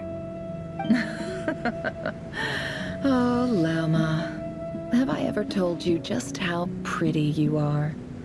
Beauty runs from the tips of your antlers to the depths of your imagination. Time to rally, everyone. Follow me. As we continue our journey, the same rules will apply. That means stay focused and no talking no matter what we encounter. And don't disturb the chess pieces. You have my word that I will get us all out of here.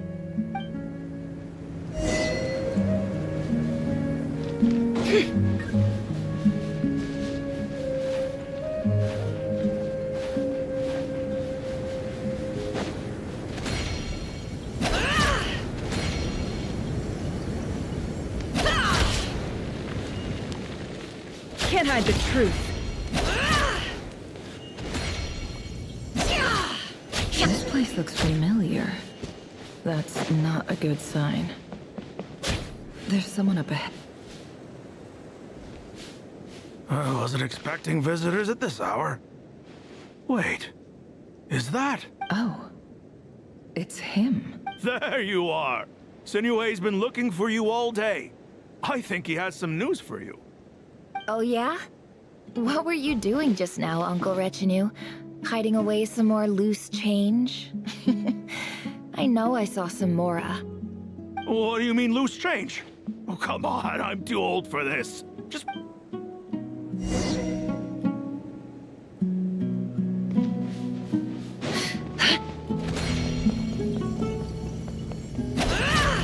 Yeah.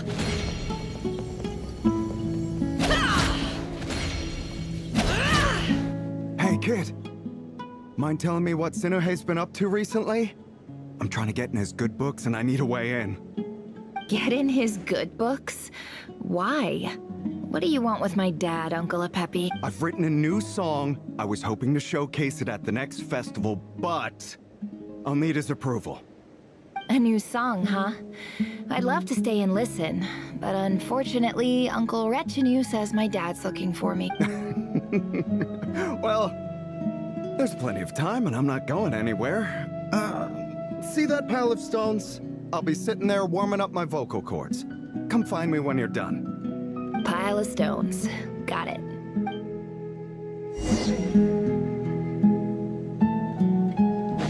It all adds up.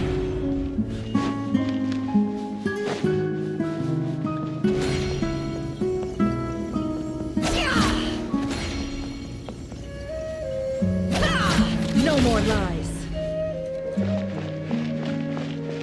Hi, Dad. Uncle Retinue said you were looking for me. Ah, there's my little princess. If you'd gotten back just a little sooner, you could have shared the spoils of war with me. Spoils of war? Who were you fighting against, Dad? It was just a figure of speech. I was talking about our war against thirst. I went out to fix our water supply problem, And now I'm back. Which means...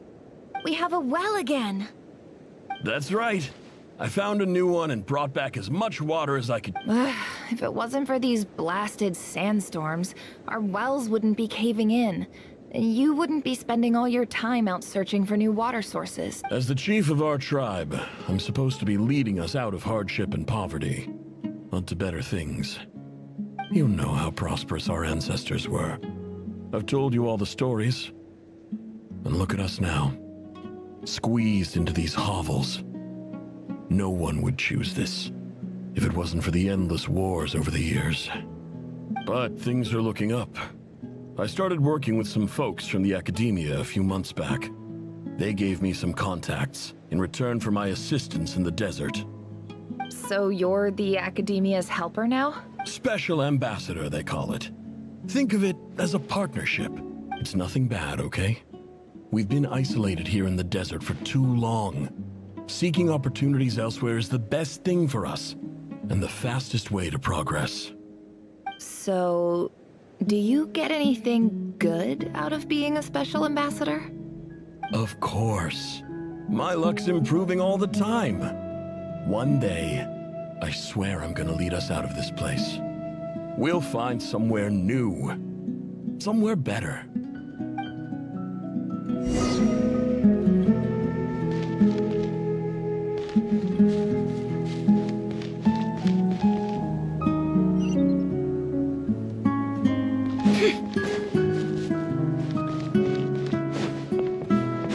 It all adds up.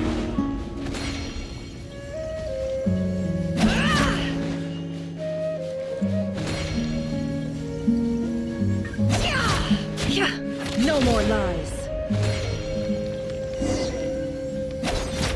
Can't hide the truth.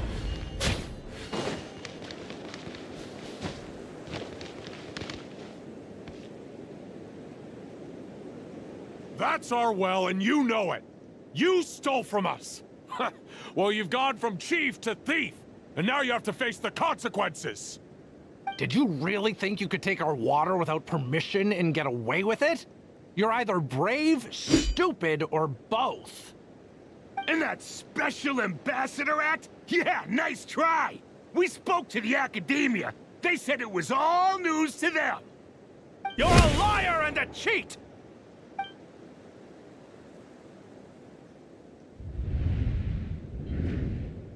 I heard Yehuda gasp, but I don't blame her. Most people are terrified by the sight of blood. Corpses strewn across the ground. The wounds are clearly from scimitars and daggers. The desert dwellers' weapons of choice. There's a handwritten note on the ground. Let's see what it says. Halil, this is Sinuhe, chief of the Shimti tribe. Surely you remember me. I was the one who helped you and your colleagues avoid the quicksand in the desert. This is my second time writing to you. I assume my last letter must have gotten lost in the mail, as I didn't receive a reply. I hope this one makes it to you safely. I'm writing to you because I need some help. That sandstorm the other day completely blocked up our well, forcing me to look for another water source in Iab and Unut territory. It was a matter of survival. Praise the gods. The well of the Iab tribe was intact. It was my last resort. I drew what water I could and left, but not without being spotted. I fear they will retaliate. You told me to write to you if I ever needed help. You said you'd be my ally in the academia. I urgently need you to formally recognize my title of Special Ambassador and send some of your people to assist me for a few days. It's the only way I can convince them that this was the academia's decision and prevent them from retaliating. This is an emergency. Please send help as soon as possible. Looks like this letter never got sent. The writer died a grisly death, and the letter was trampled into the ground. It's badly defaced. Some parts are barely legible. What a ridiculous lie the surviving Shimti tell. Their whole village was butchered over a sip of water.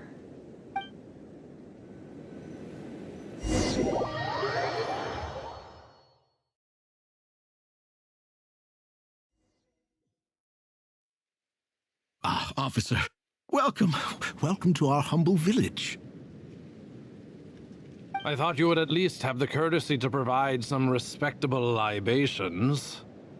This is the finest wine Aru village has to offer. I promise.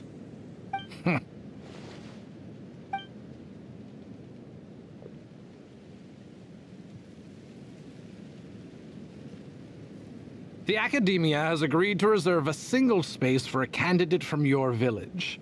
But I remain skeptical of this entire endeavor. I highly doubt anyone in this desert possesses serious academic potential. Please, have faith. If not in us, then in our god. The child we found shows great promise. I beg you, take her away from this place. Give her a chance. Don't let her talent go to waste. I don't recognize her. She showed up here a few days ago and we took her in. She's a really bright kid. Please help. I'm begging you. So, where are you from? Nowhere special. Just a sand dune. What about the rest of your family? How many of you are there? Just the one. It's only you? Correct. So, no brothers, no sisters, no mother or father? Any who have slept on a bed of sand, I call my brothers and my sisters. Apart from that, I have no family. All right. Get over here. Sign your name on the form.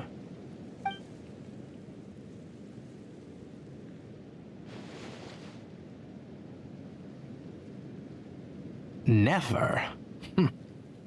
You're rather fair-skinned for a desert dweller.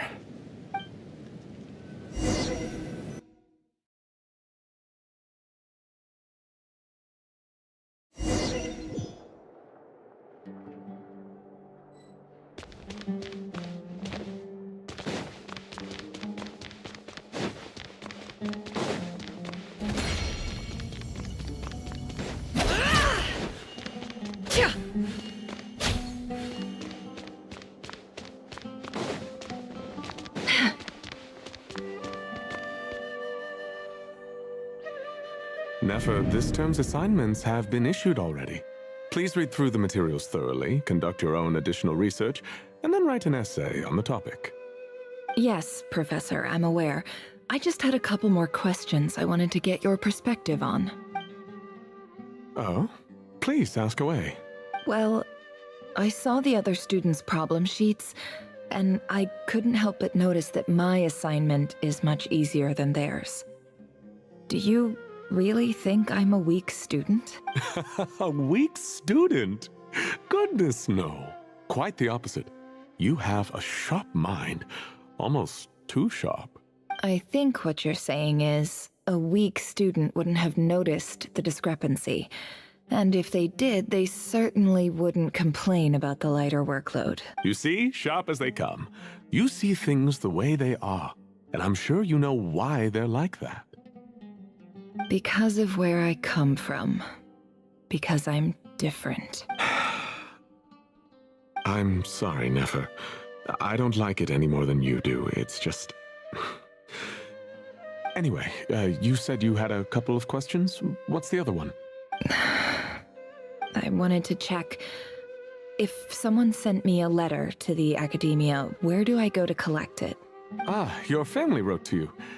Well, as long as they put your name on the envelope, someone should hand it right to you. Not exactly. It's not even a recent letter. I was just curious where the mail would end up if no one collects it. The House of Dana, I expect. I know there's a box for unclaimed mail somewhere in there, probably sitting on a shelf. Whatever you're looking for, that'd be the place to start. Okay, got it. Thank you, Professor. Oh, don't mention it.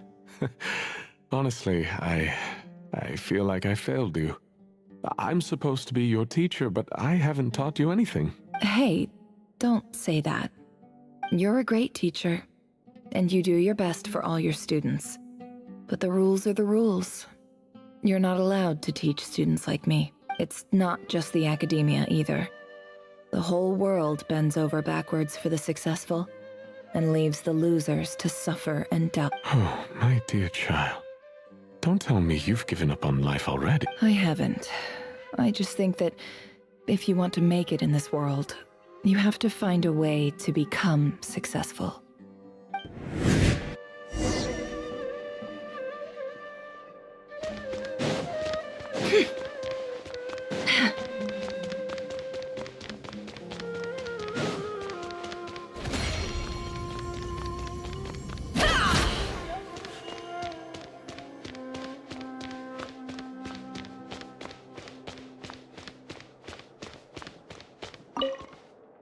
This must be it. A big cardboard box full of unclaimed mail. And probably some letters that ended up here by mistake, too. Let's take a look.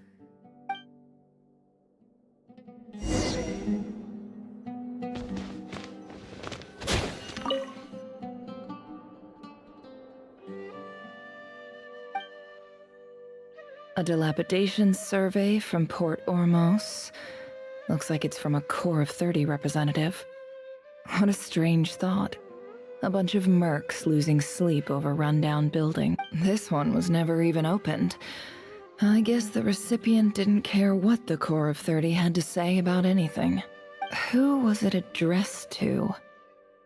I don't recognize the name, but it must have been a Ksharawar professor.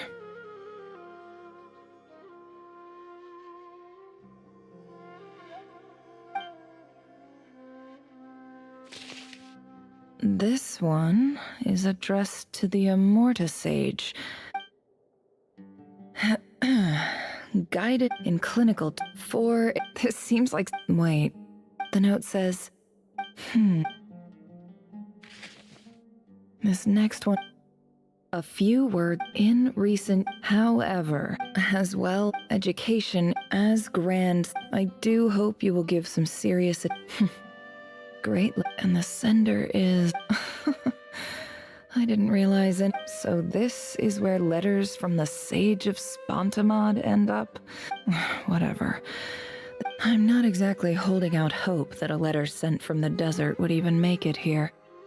But if it did, where else? I can't believe how much discarded mail there is. Must have been years since someone last went through it all. And this is just one box. The whole House of Dana is boxes on shelves.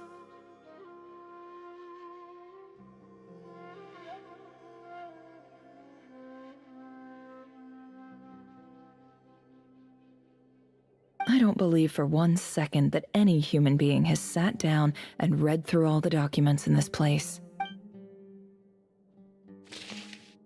Wait.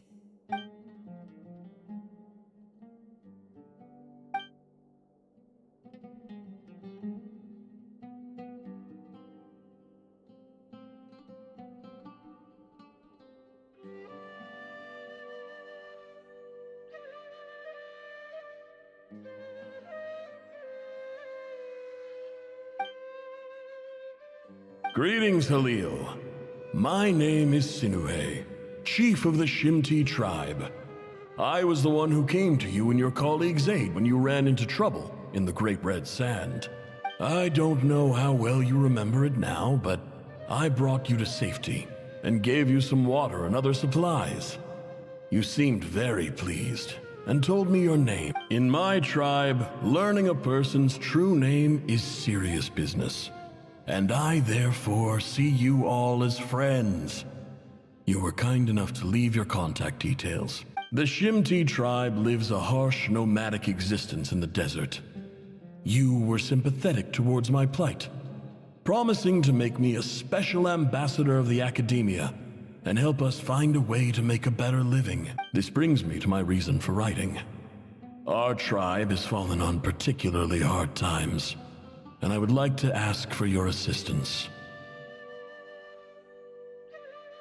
There was a terrible sandstorm a few days ago, which blocked up the well in our land. To ensure my people's survival, I had no choice but to venture into Eob and Unut territory in search of an alternate water source. The Eob and Unut are descended from the Thamudians, while we trace our ancestry to Tulatala. We worship the Lord of Flowers and have had relatively good relations with our fellow tribes, up until now. I found a well belonging to the Eob tribe. They declined to help us, but I really had no other option. So I took some water to keep me and my tribe alive. My actions are certain to incur their wrath. When we met, you assured me that you would be my ally in the academia. I would like to take you up on that offer, because I really need your help. I wonder if you could send an academia representative to meet with me.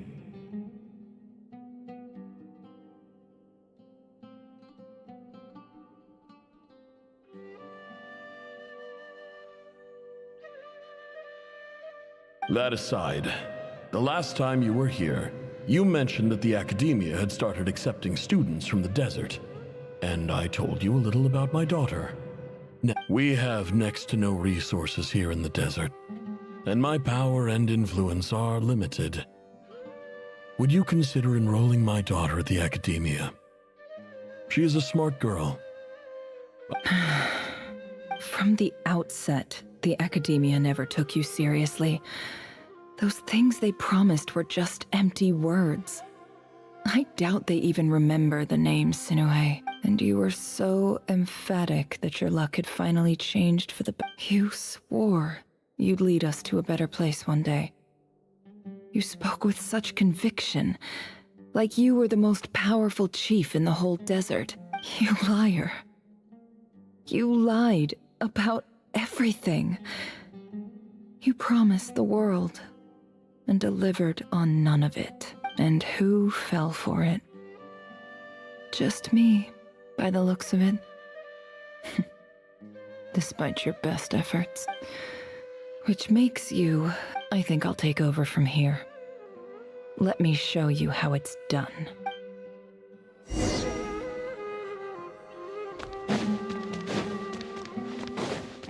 It all adds up.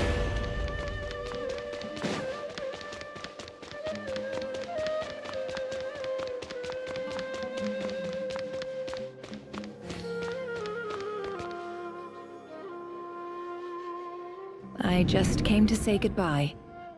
Thanks for everything you've done for me in my time here. Nefer? You packed your bags.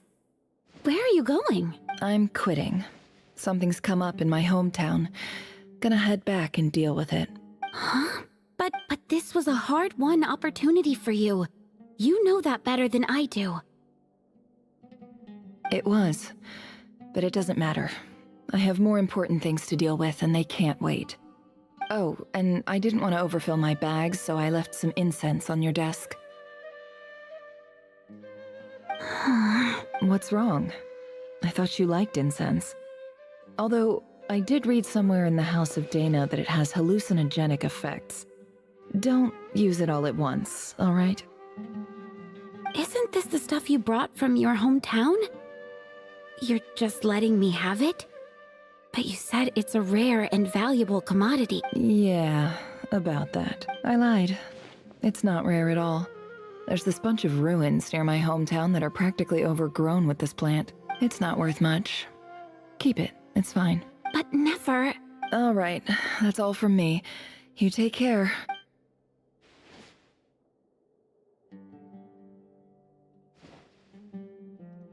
Don't forget me, okay? I mean, we're more than just classmates, right? Yeah. I'll remember you. I lied again. That incense is worth a fortune, and it's a rare find even in those ruins. And as for remembering her, I have far too much to do when I get back. No time to reminisce. I'll be lucky if I even make it through this alive. But either way, I expect I'll forget you pretty quickly.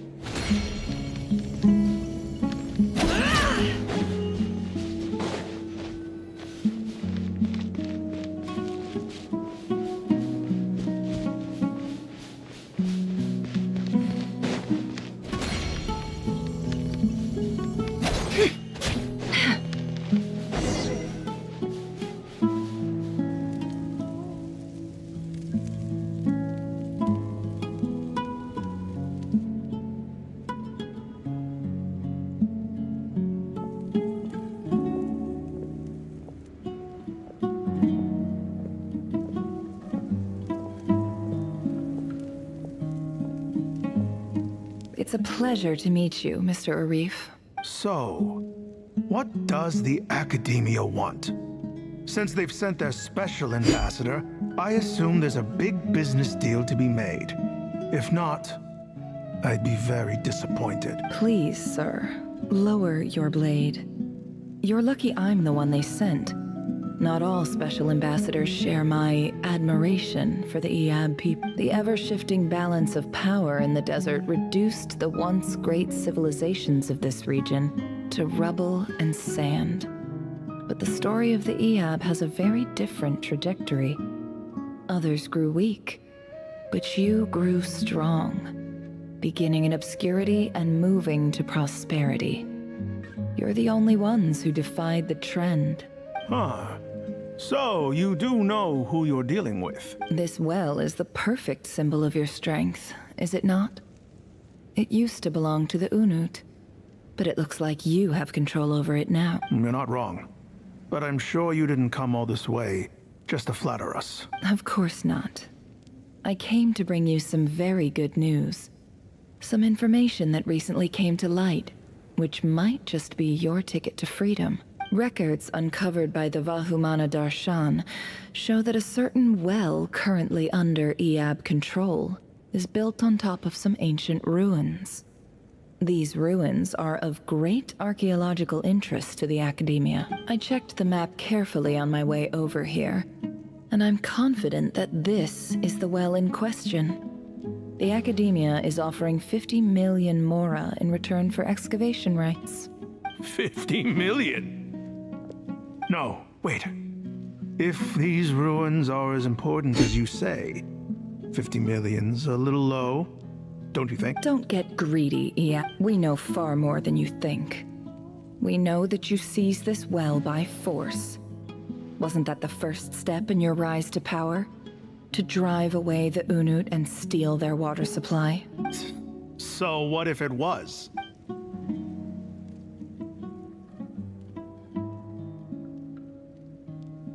Don't worry. As unscrupulous as it was, it's something we're willing to overlook. The Academia is only interested in dealing with the de facto power holders in the region.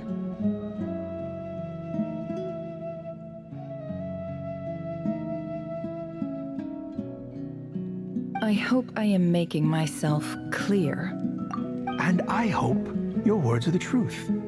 If I find out the Academia is trying to play me, I'll hunt down every one of your people and make you watch as I... I assure you, Chief, that would not be in your long-term interests. You don't want to make an enemy of the Academia. You see how I'm dressed, don't you? I appreciate that you've never been to the rainforest, but surely even you recognize an ambassador's attire when you see it. And what does a barbarian like you have to lose anyway? You really think the Sumeru Academia would bother to come all this way just to lie to you? We have more important things to worry about. All right, I take your point. The Academia is the highest authority in the land. I'm sure you're trustworthy people. In that case, we have a deal. We will sell you the excavation rights. I'd like to thank you, Ambassador. This is good news indeed. Excellent news. In fact, it calls for a celebration. Would you do us the honor of staying a while and enjoying some Iab hospitality? Gladly. I am partial to wine myself, and I trust you are as well. So let's indulge in a few drinks together, in celebration of this momentous occasion.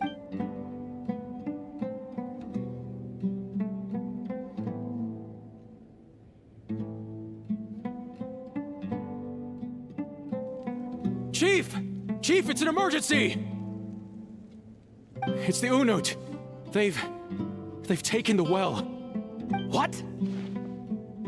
Well, don't just stand there. Take it back. Yes, Chief. I have every confidence in the Iab. What is it? The Unut's response was alarmingly fast. The day after we reach a deal, they seize the well. This can't be a coincidence. Perhaps there is a traitor in your midst. I don't think so. I am obliged to remind you, Chief, that the Academia will only deal with the de facto power holders.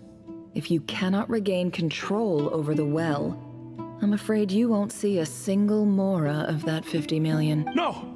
Please, Ambassador, just give me some time. I swear the Unut will not get away with this. That well is ours. And so is the... Glad to hear it. I will wait here for an update. If there is a traitor, I will find them.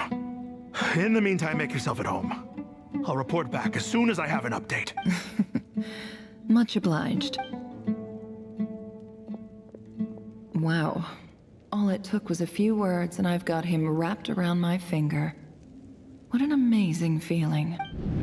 So, in summary, Ambassador, the Academia would rather negotiate with our tribe instead of the Eab.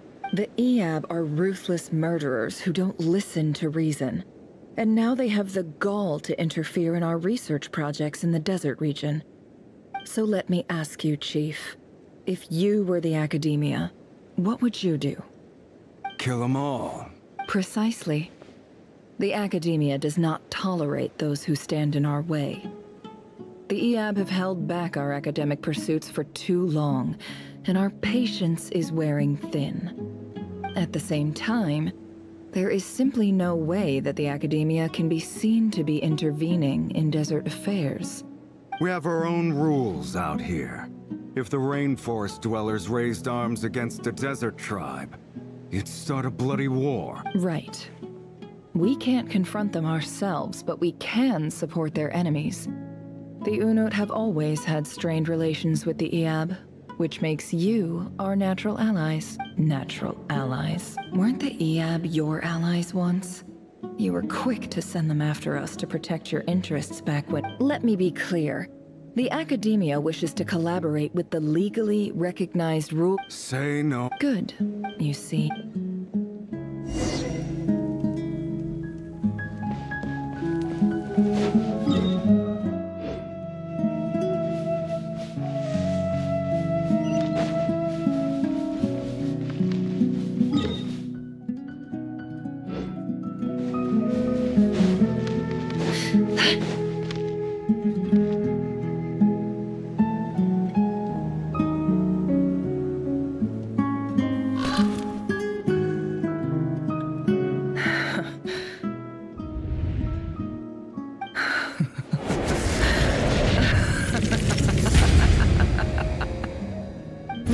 yourselves.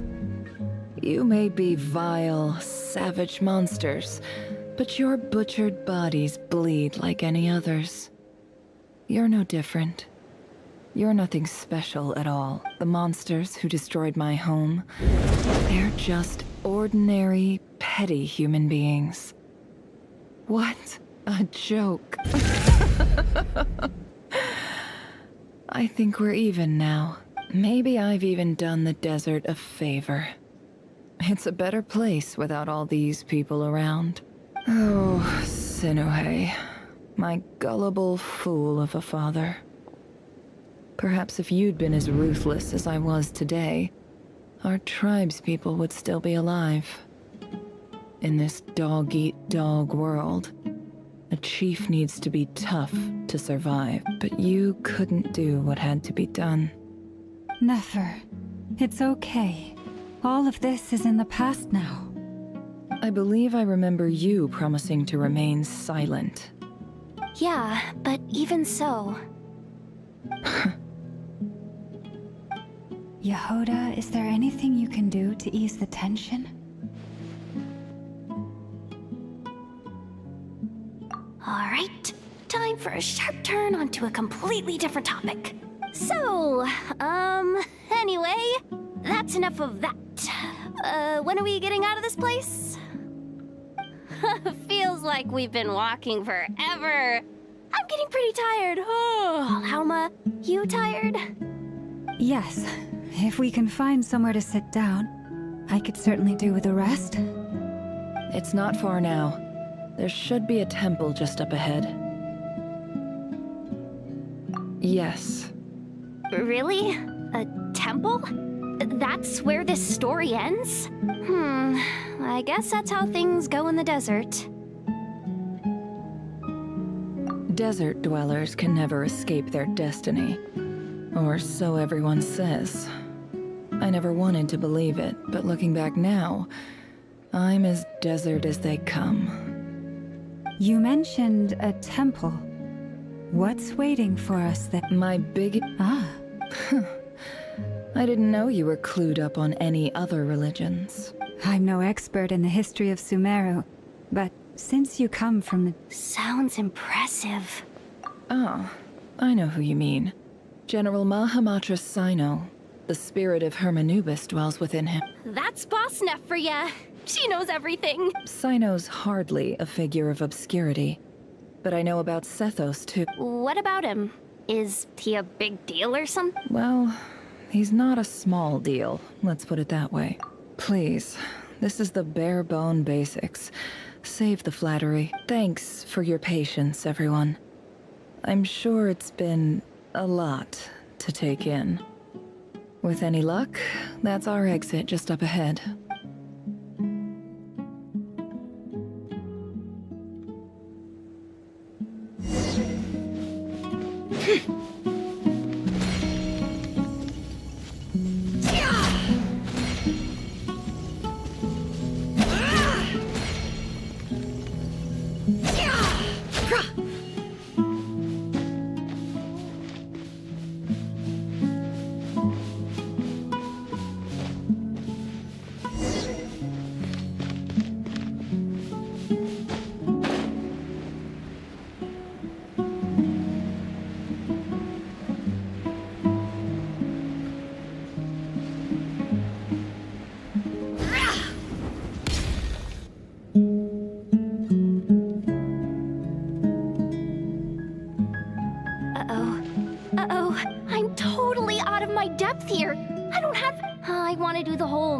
Dropping this girl knows her stuff thing too, but... A statue with the head of a bird.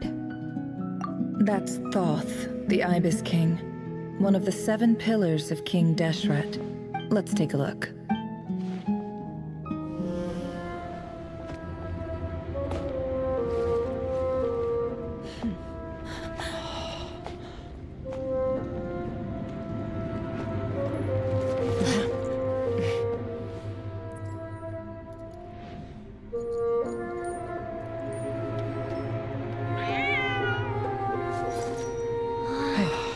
It's just Ashru.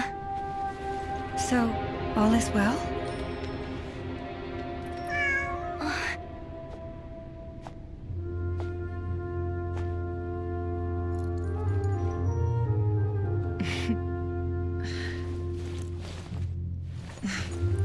Typically speaking, at this point, the world disintegrates. Then we find ourselves back in the outside world. Besides, these are my memories. There's nothing to fear. You're sure? Of course. It's almost over.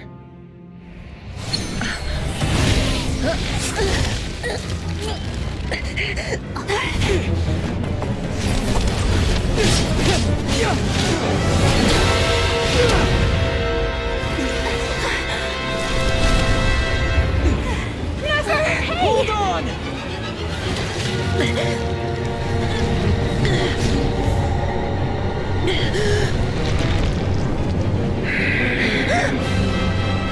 Knowing too much is always a death sentence. Speak for yourself.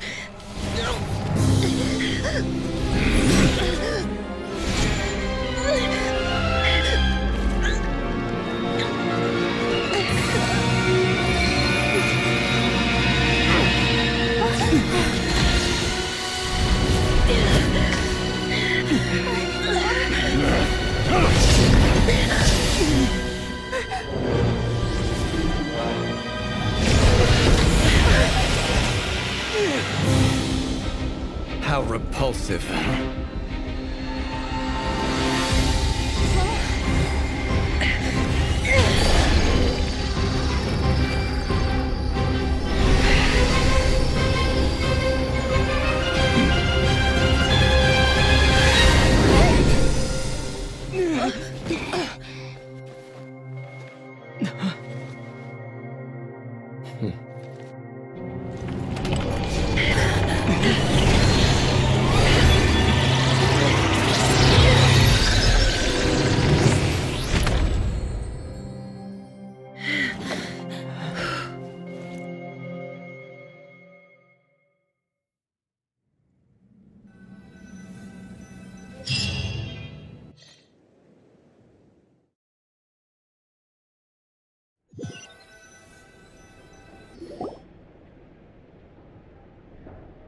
timed that pretty well, didn't I? It's okay. I'm just glad no one was hurt. Paimon noticed you doing something too, Dainsleif. Were you helping get them out? Of course. When I asked Nefer to conduct this investigation, I was not naive to the dangers involved. I had a duty to ensure your safety. Good to know your sense of justice is still intact after all these years. I take that to mean that you saw the truth. That comes as a great relief. I certainly did. And thanks to your help, I also managed to trap Rerir inside the chest. Whoa, really? How'd you manage that? Well, to be honest, I sensed that something was wrong long before we made it to the temple. By using this fragment to probe into Rerir's past, well, the monster formerly known as Rerir, it seems I alerted him. I was tracking him, then he caught on and started tracking me too. Can't say I'm surprised. But how did he track you through your thoughts alone? Rerir was a secret agent who reported directly to the Vinster King. He is an expert at finding a trail and hunting down his pursuers. No wonder. He infiltrated the chess set, read my thoughts, and built a new virtual chess set inside of it.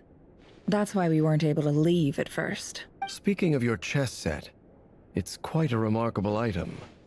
Would I be right in thinking you have some connection to King Deshret? You overestimate me. I only have a connection with one of his underlings, the Ibis King. You all saw how this came to be. A long time ago, the Iab massacred my tribe, the Shimti, in our home village. A few years later, I enrolled in the academia, where some new information came to light. The Unut and the Iab fought a bitter battle over the rights to a well, all for the sake of a non-existent 50 million Mora. The Iab ultimately won that confrontation, but their victory came at the cost of almost every warrior in the tribe. The final blow to the Iab came at the victory feast, when an Unut assassin beheaded their chief right before my eyes. The remaining Iab fled and have been scattered to the winds ever since. Having gotten my revenge, I returned to my hometown, where to my surprise, the nearby temple was still standing. There it was, seemingly immune to the relentless hostility of the desert, while my tribal home lay in ruins. As I stood there gazing at the temple, I noticed a cat just outside. This cat, as it turned out, was home to the spirit of the Ibis King. He led me to a gate deep inside the temple, and there he made a deal with me. This chess set is my gift from the Ibis King. The chessboard within is made to the same specifications as the one in the mausoleum of King Deshret, and represents his power of piercing analysis. With this chessboard in its container, I gained a certain ability to perceive hidden secrets. Now, you could conclude that the Ibis King simply wanted to give the people of this world the power to seek the truth, but I don't believe that's the full story. Every god plays favorites. Their hearts are as fickle as any humans, full of secrets, perversions, egotistical tendencies. But precious few gods are willing to admit this. It is the same with all powerful forces, including fate itself. Their gaze falls preferentially upon a select few. As you rightly point out, this is an act of favoritism. If you're alluding to the Abyss, then yes, I agree. Gather the others. It's time to share everything I've learned.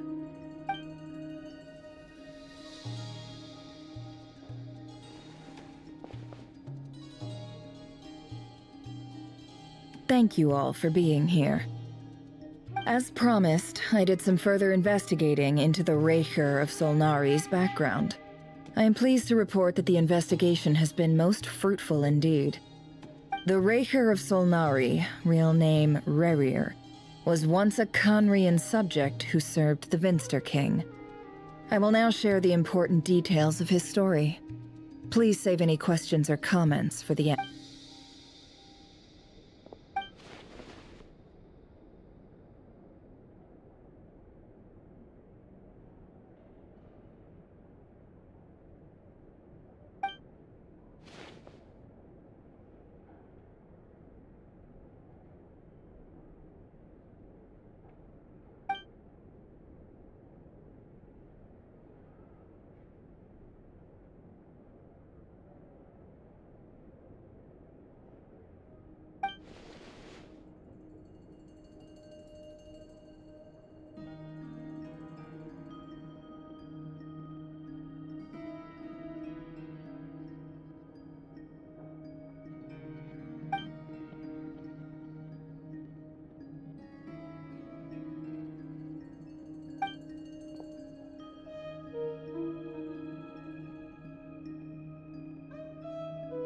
So that's why he's so obsessed with the moon.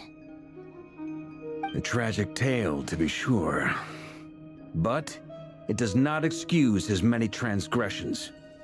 No matter how much Rerir suffered in the past, the fact remains that he is what we know today as the Wild Hunt, wreaking havoc upon innocent lives in Nodcry. He becomes more dangerous with each passing day. If left unchecked, it is simply a matter of time before all of Tevat suffers the consequences. This is a threat that the Knights of Favonius cannot ignore. A question for Miss Columbina. Forgive me if this is presumptuous, but have you ever seen the spatial gateway that appeared in Rerir's memory? Never. But I have heard stories of something called the Moon Gate, and this seems to fit the description. Miss Lauma, any thoughts on this? In the lore of the Frost Moon Scions, the moon is believed to hold many secrets. Some sources speak of ancient knowledge, others of a gateway to the unknown. The term Moon Gate is one I have heard before, but as is the case with all of our legends, there are no records of any first-hand witnesses. We cannot know whether it truly exists. Then back to Miss Columbina. As a moon goddess yourself, do you have some idea of where the Moon Gate leads to? Not at this stage, sorry. I do hold the power of the Frost Moon, and my strength is recovering well.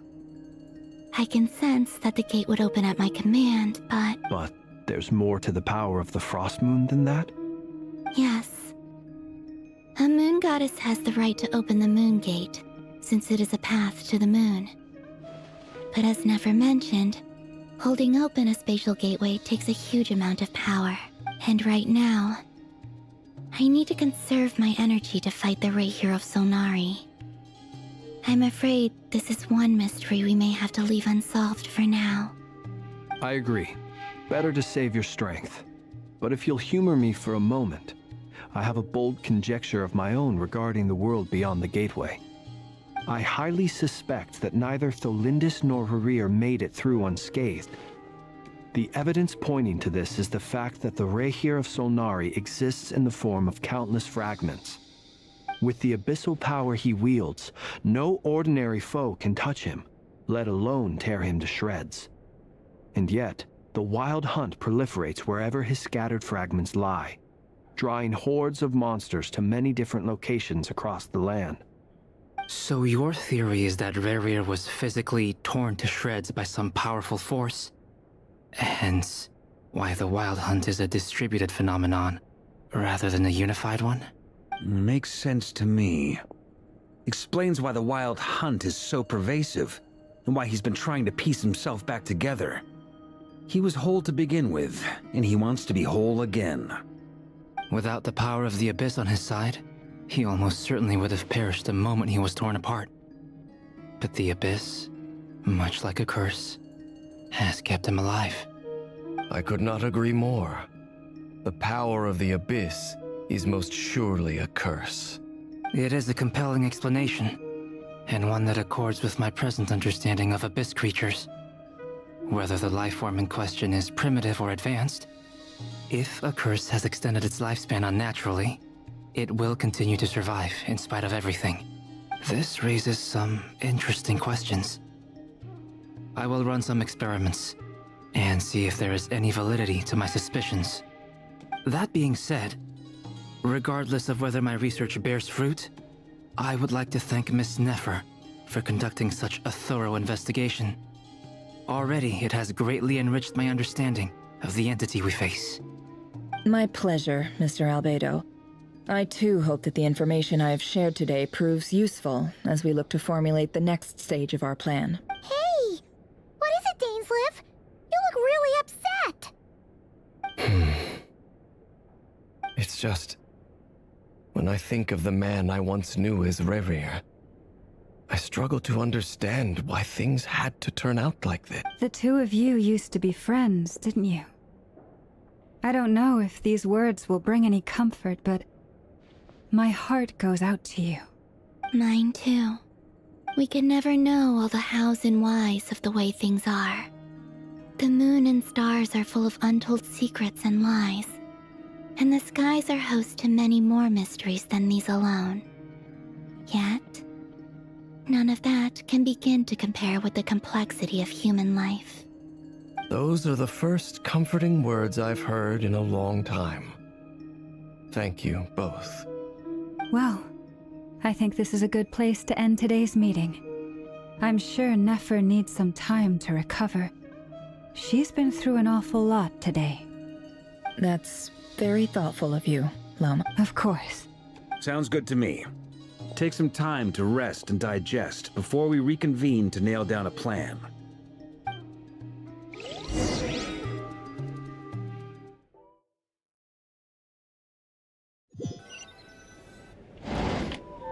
Hey, is this a bad time? Hope I didn't kill the conversation. No need. Come on, let's talk outside.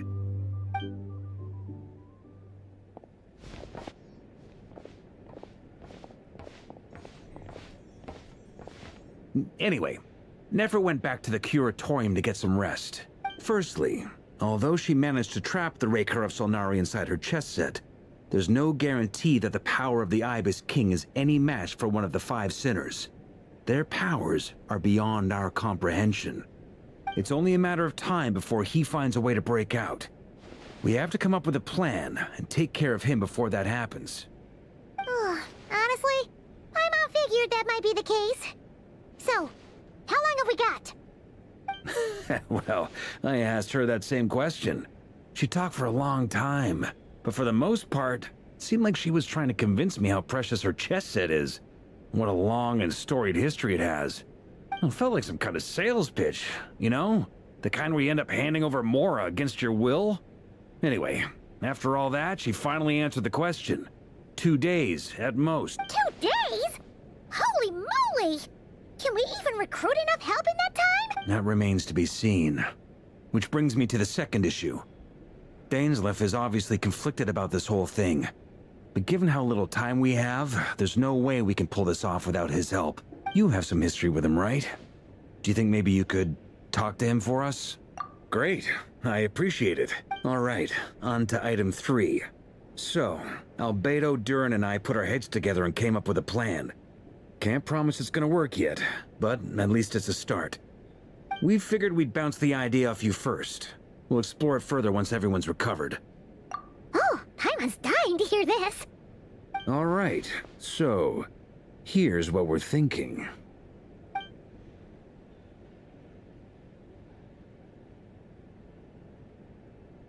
We felt a little uneasy about roping you into this. I mean... Roping us in? Why would you even say that? We know this stick... I choose my words very intentionally, I'll have you know. I like to think there's an art to striking a down-to-earth tone even when the stakes are through the roof. Sir Varka, I have a few thoughts about this plan. I'm all ears. I think we can be more flexible with how the roles are allocated. In my view, the most sensible lineup would be like this.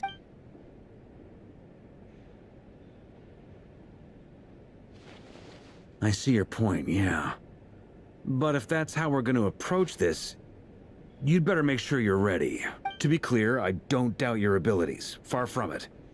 I just want to make sure. Are you really willing to take all this on? I want to do everything within my power. The Raher of Solnari is a truly fearsome opponent, and if I do my part, it'll greatly reduce the risk for everyone else involved. Well, that tracks with what I've heard.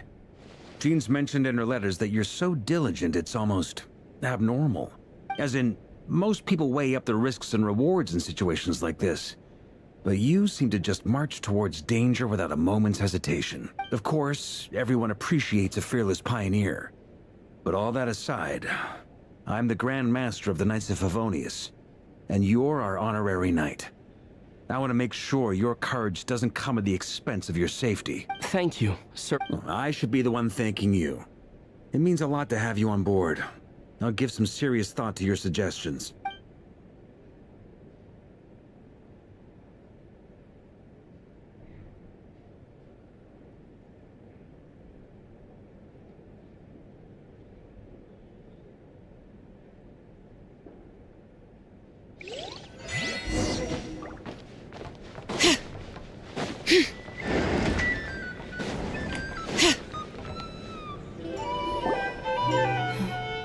This is a thorough plan, but I do have one last question before we take action.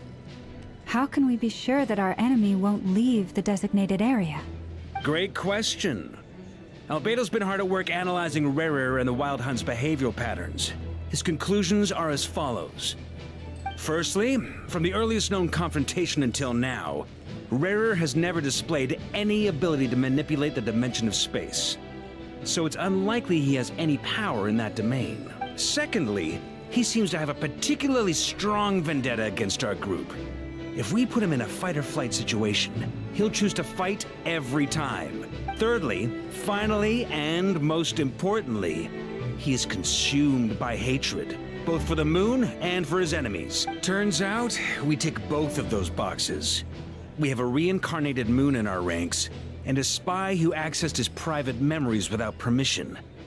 He'll be baying for blood, not looking to escape. As someone who's had their fair share of interactions with the Wild Hunt, those all seem like valid observations to me. Understood. Then I will defer to the verdict of the group. Well, everyone, that's the plan in full detail. Albedo and Durin are carrying out their part as we speak. Plan approved. Okay, any firepower you need, I got you covered. Let's light this baby up. The Frost Moon Scions are behind you as well. And the rest of you?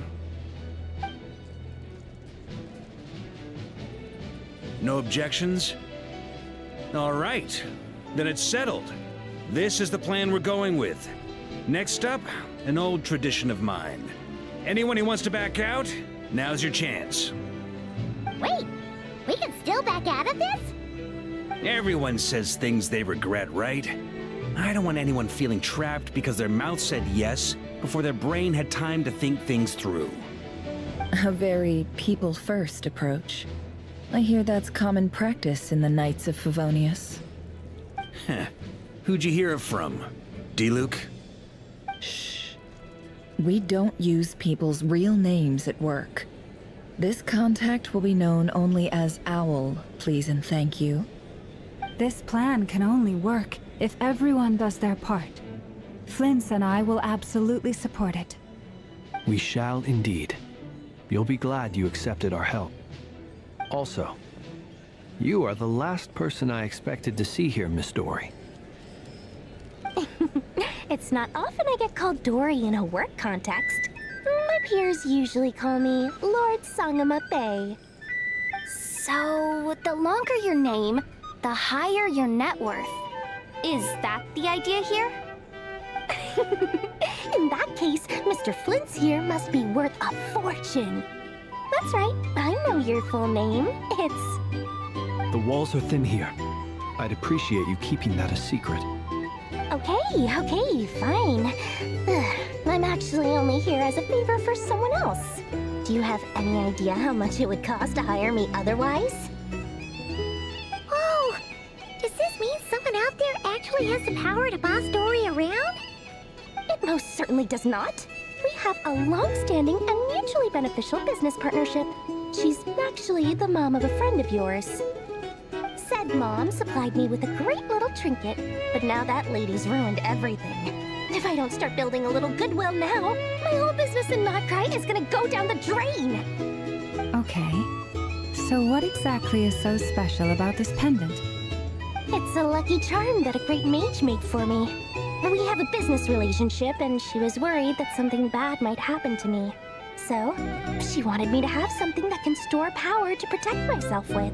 I finally got it all fully charged up with Kuvaki, and then never went and used it all up at once! Never lost so big in my life! You're right. It was all my fault. I didn't mean to drain all the Kuvaki in the pendant, but I'll make it up to you. You will? Well, in that case, how about you give me your chess set, and we call it even? I knew you'd say that. Well, it's yours if you want it. In fact, take it now, and I'll even throw in a free Raker of Solnari. Deal? You're putting me in a difficult position here. It's a very useful thing to have around. But I have a funny feeling it won't be around much longer. I guess we'll see in a couple of days. Looks like bankruptcy for me. Hey, don't be so pessimistic. See this through and you never know. You might find a new business opportunity on the other side.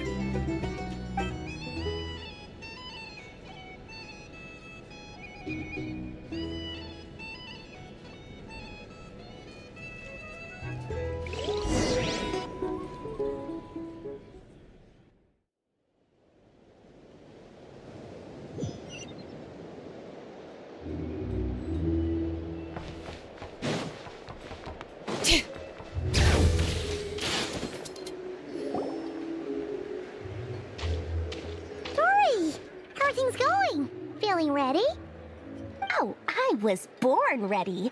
We only have 2 days. You think Lord Sangamabe would let an opportunity like this slip by? Don't forget, when something's in high demand, the people with the goods on hand get to charge the highest price of all, even higher than the sellers taking advance orders. Ta-da! See? It's right here! Ah, it's so pretty! Did you make it?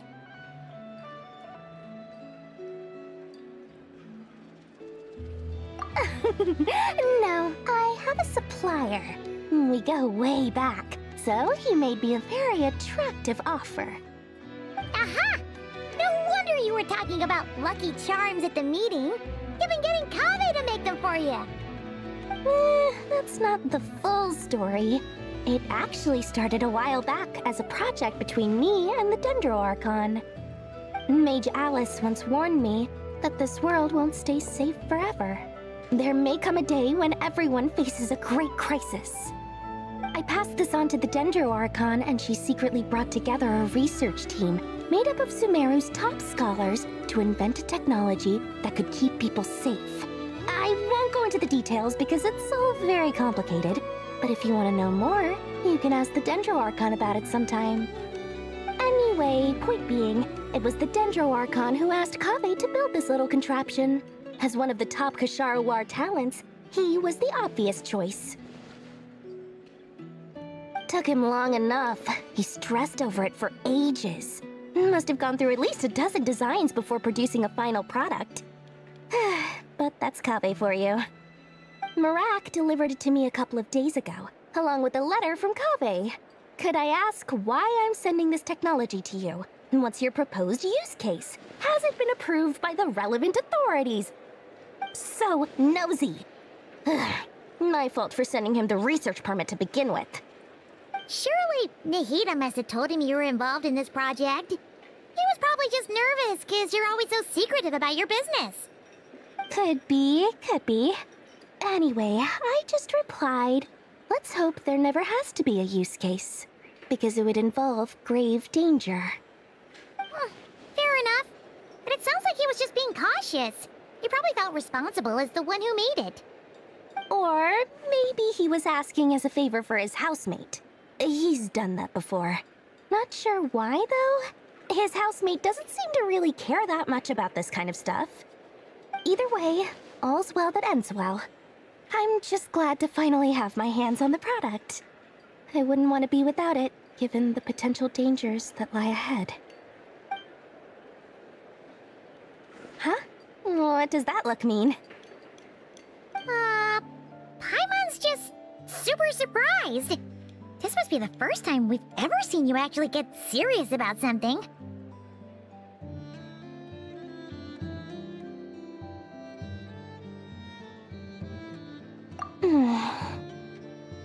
Well, a long time ago, I made a promise to myself.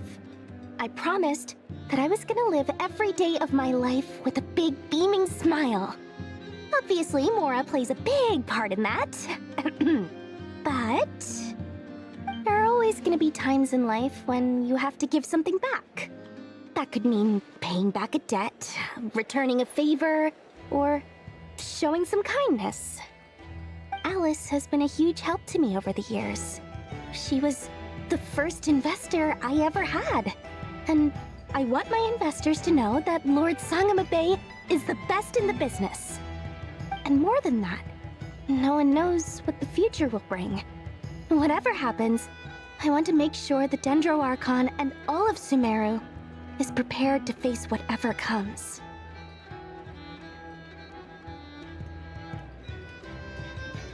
Oh, that? I was just making sure Nefer and I are square. Don't be thinking it was some sort of benevolent act. I'm no saint, so don't treat me like something I'm not. My priority is doing the business that I want to do. So long as my conscience lets me, but it usually does. That's the Lord Sangama Bay business model. Alright, if you say so. I do say so, and that's the whole point. I'm a businesswoman. Don't go trying to figure out what kind of person I am. You'll exhaust yourself. Much easier for everyone involved if you just take my word for it. Oh, and could you two help me get this stuff where it needs to be? Thanks so much. You're my favorite assistants.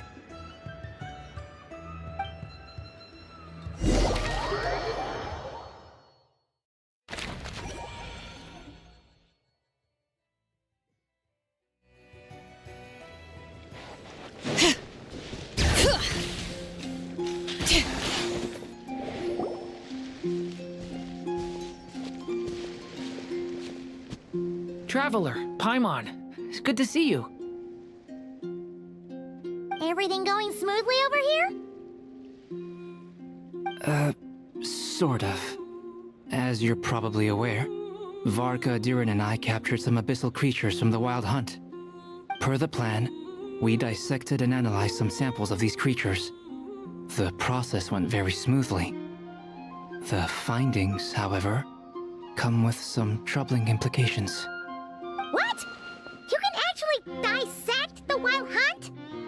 That depends on your definition of Wild Hunt and dissection. Harmless, lifeless. These words are accurate descriptions. The Wild Hunt is an interesting phenomenon. In and of itself, it doesn't seem to possess anything akin to a human personality. But taken as a collective, the medium through which the Wild Hunt is summoned does appear to have a soul.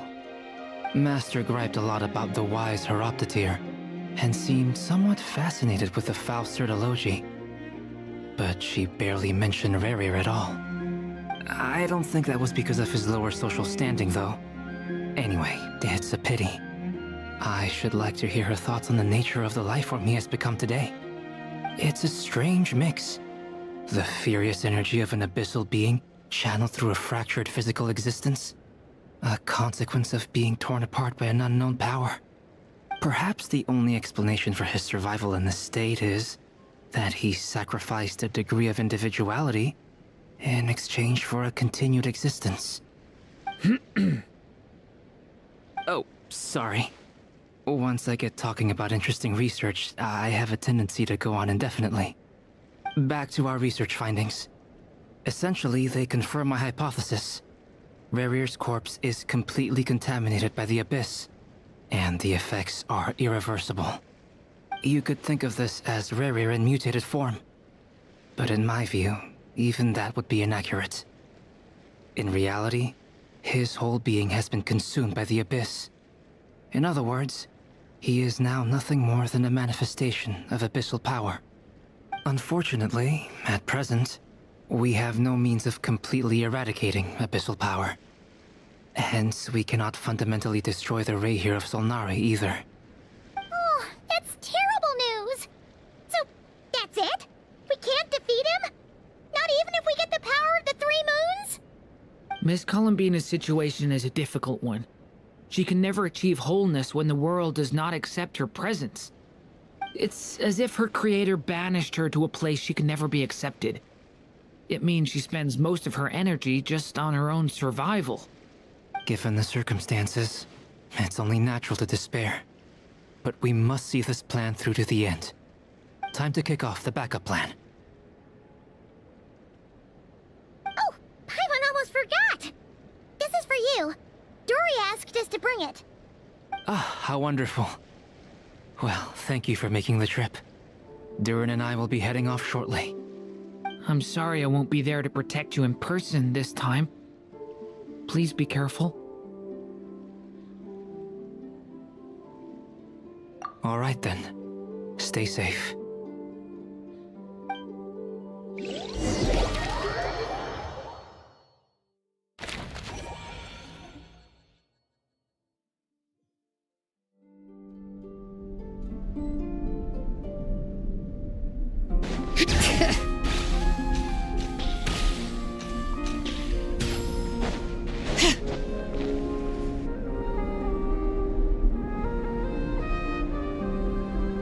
Miss Lauma, is everyone here?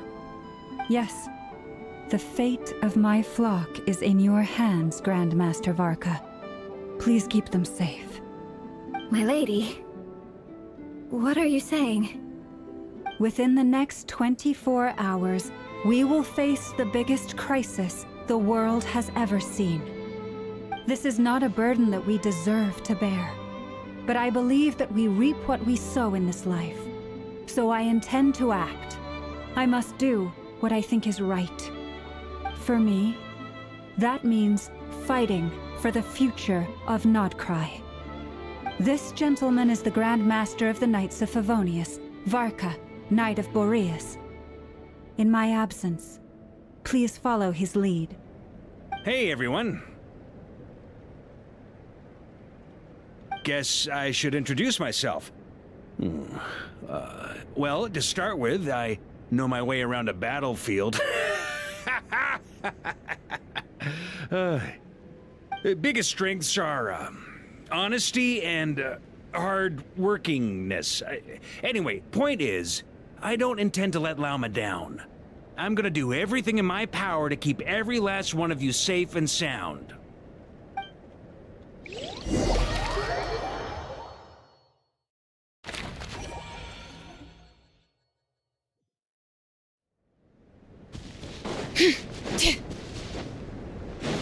Right. These should be worth something. Go on.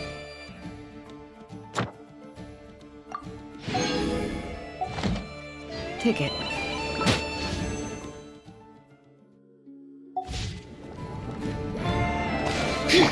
Full throttle!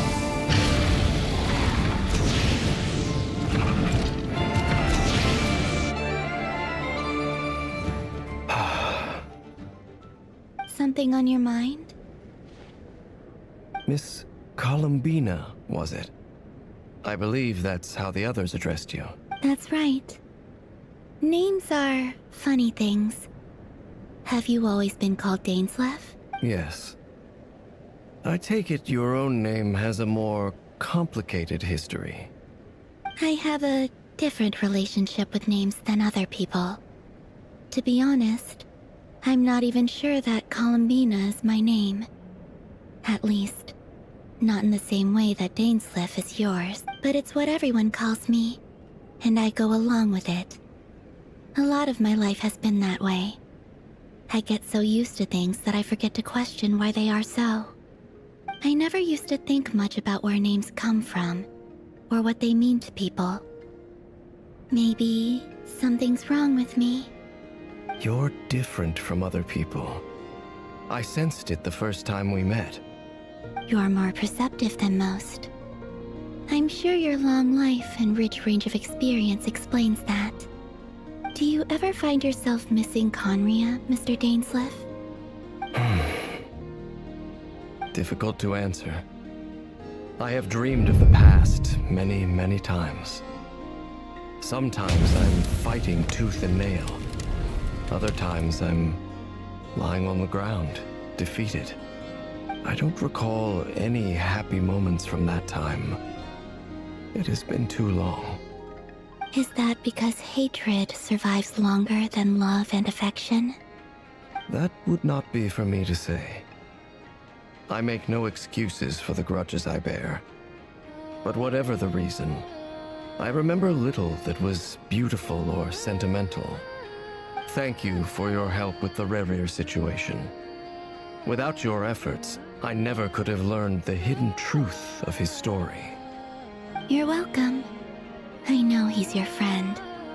Friend? He betrayed me. And I never really understood what he was going through in life. Some friendship, that is. Okay, So, do you plan to fight him with us? You see, you're torn.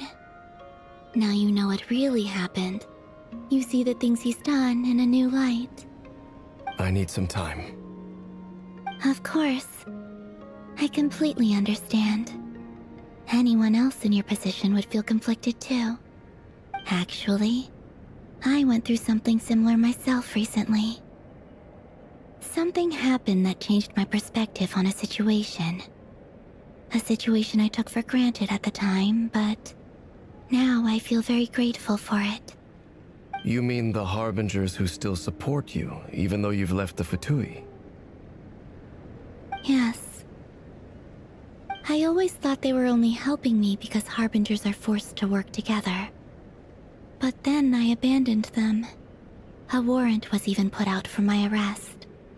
Yet even now, they support me, which means I was wrong about them all along. Clearly, they view you as a friend. I feel a little guilty now. I regret not seeing their help for what it was, and not treasuring it. I see the guilt that you're feeling now, because I feel it too. Hopefully, talking about it will do us both some good. Have you noticed that the Traveler and Paimon are over there? I think they've been listening. Huh. Shall we say hello? Sure. Hello. Ah! They caught us!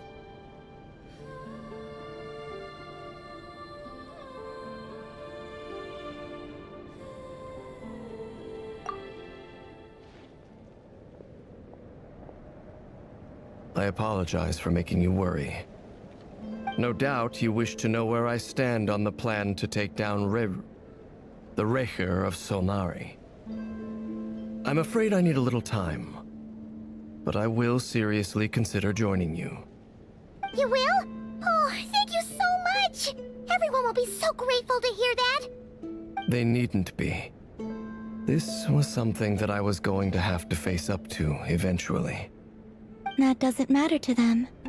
They're grateful to you regardless. You can't control their gratitude, so just accept it. And then, have a think about whether you're willing to join us.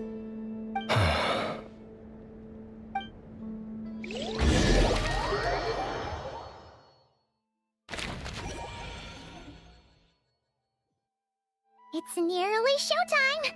Let's go rendezvous with the others. You know the place.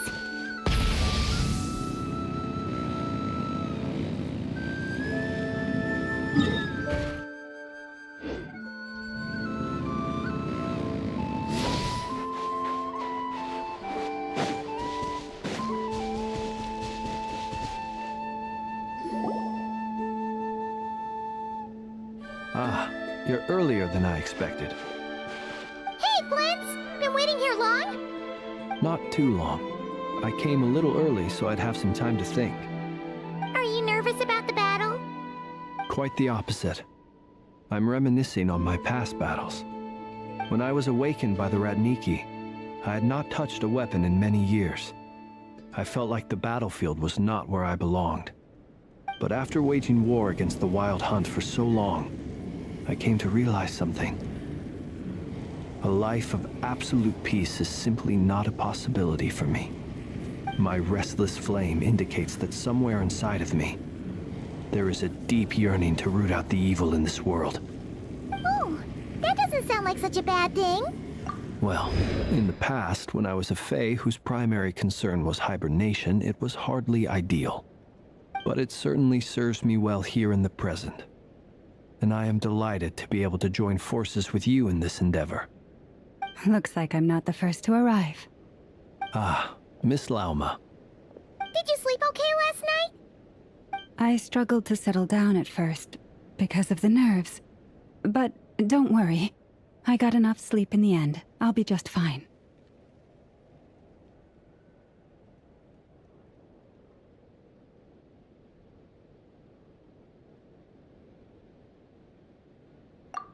Please, I'm just doing my part.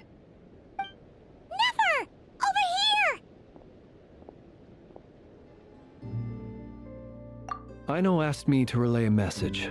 She said Anefa will be on high alert and keep a close watch over all secondary districts where defense is required, providing support as necessary. Meanwhile, Ino herself will provide range support to us directly, using her latest invention. Excellent. My thanks to all involved.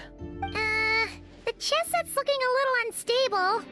It won't hold him much longer. We should be prepared to engage at a moment's notice. No sense sitting around waiting. Let's make the first move while we still have the option. I agree. Paimon, find a safe hiding place. Got it! Be careful, Traveler! I will.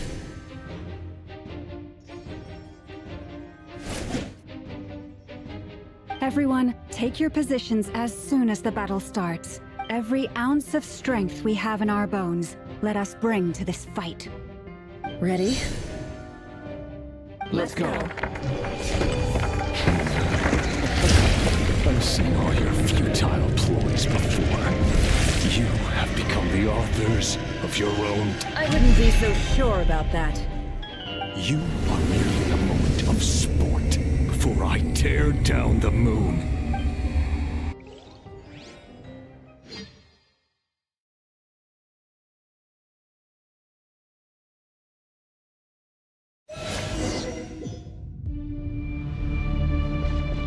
Stay on your toes.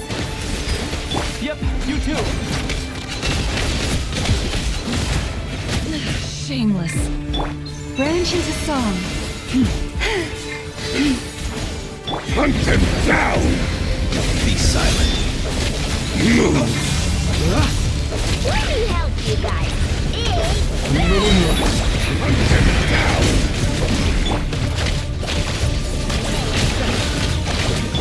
Leave this place for the everlasting forest. Be silent. Move! Night falls. Close your eyes.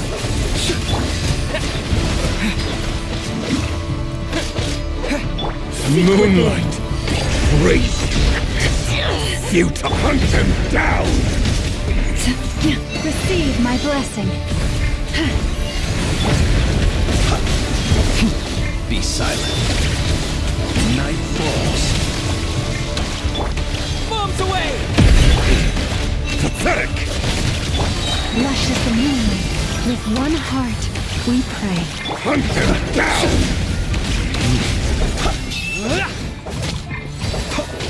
Move! Forest, protect us.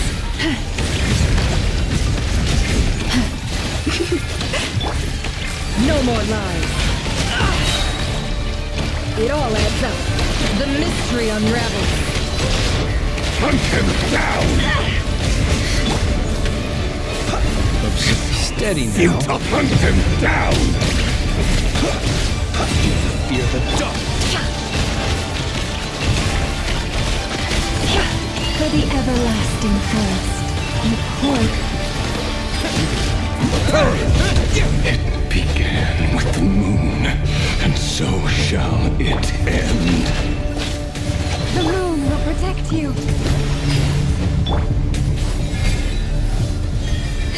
Here, receive my blessing.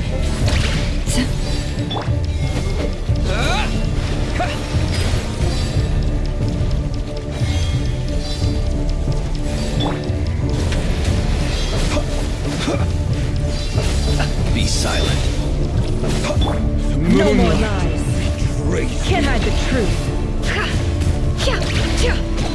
Move. No more lies.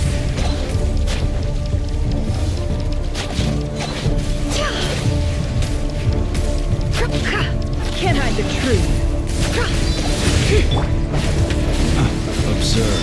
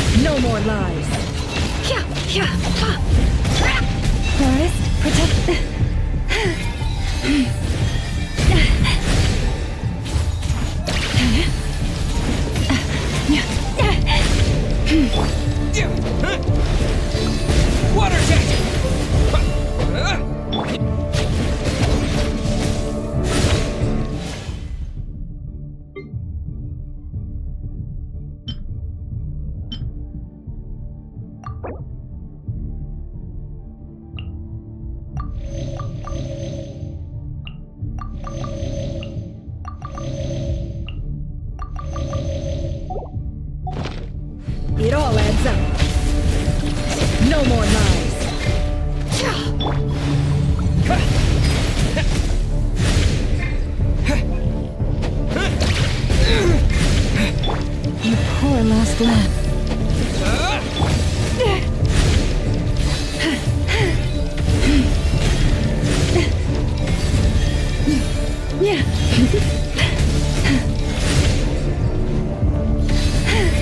Do you see now?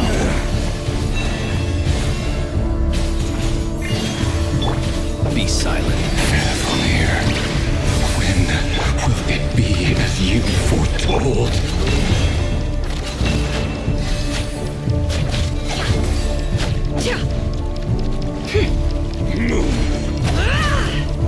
It all adds up.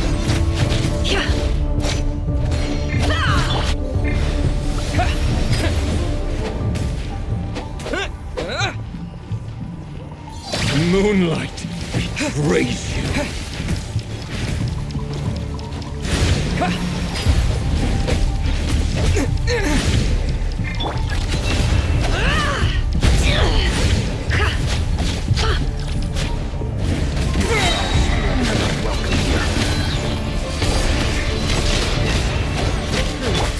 Beware the creatures of the night. Close your eyes. Be silent. With one heart, we pray. Have I brought the sunrise? Go! Wipe out! It all adds up. Pathetic! Steady now. Observe. Move! Lush as the moonlight. Hunt them down!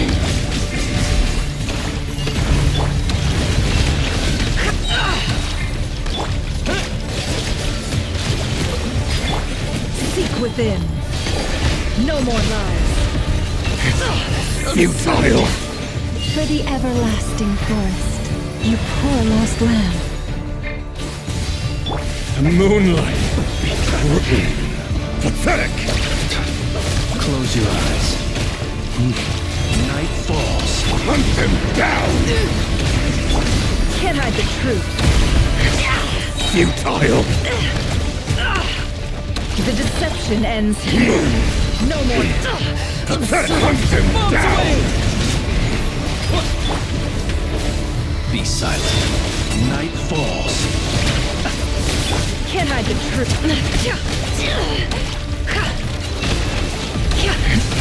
Futile! With one heart, we pray. Forest, protect us. The moonlight betrays you. It all adds up. Can't hide the truth. Leave this Move! Observe. Close your eyes. Night falls. Keep your distance. Hunt them down! Seek within. The moonlight betrays you. Who wants to go first? Move!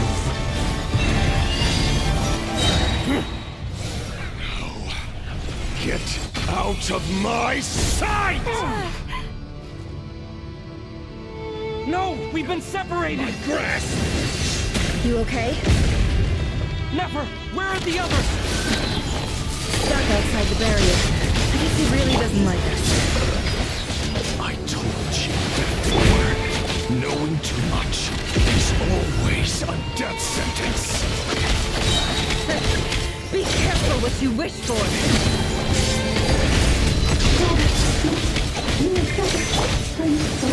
Grandma!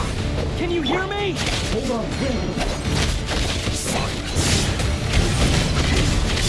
The voices are gone. But at least I know they're still there. I need to focus. Stick to the plan. Remember the most important task. Just keep following him. If I follow him for long enough, the moment will come.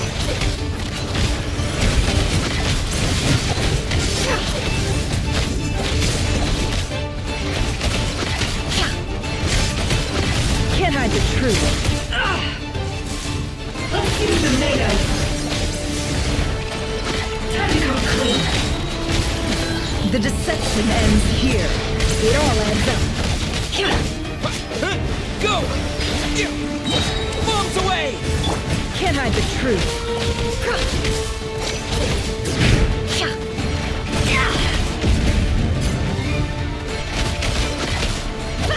It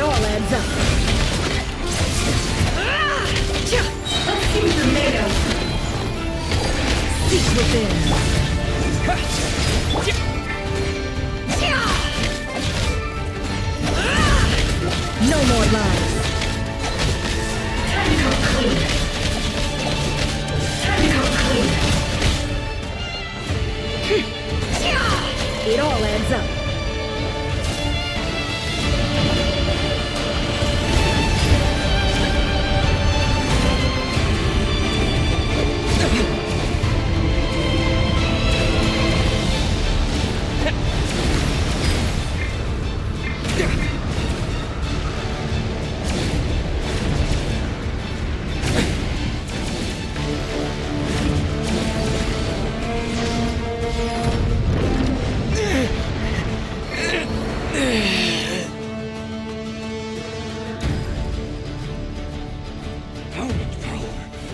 Can I? The mystery unravels. It all ends. Wipe out! Go! Can't hide the truth. Destroyed! No more love. And reborn! Seek within. It all adds up. Yeah! Water jet! Can't hide the truth. Destroyed! And reborn! No more lies. The mystery unravels. It all adds up. Time to conclude.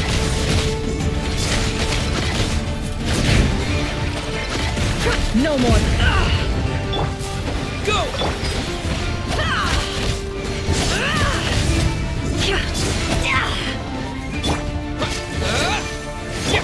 Seek within.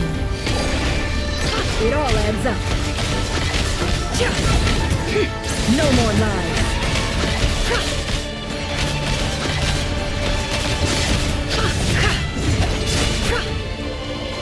It all adds up.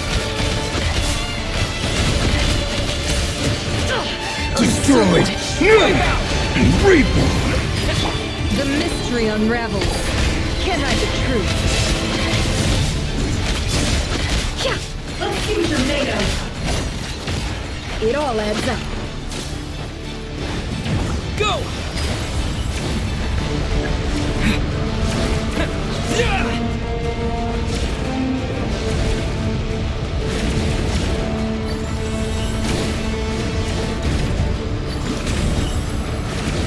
I've got this!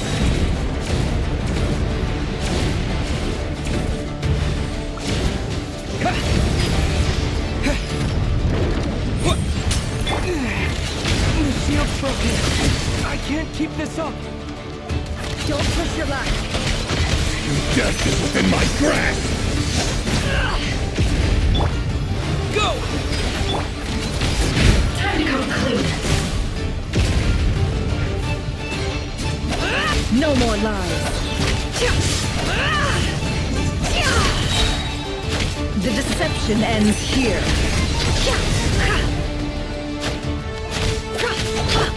Bombs away! Can't hide the truth.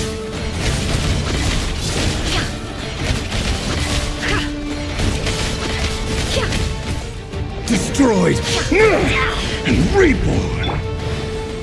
Water jet! No more lies. Seek within. Can't hide the truth. Yeah!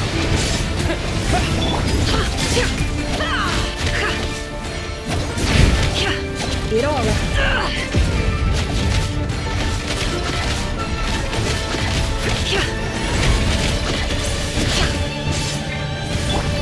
Go! The mystery unravels.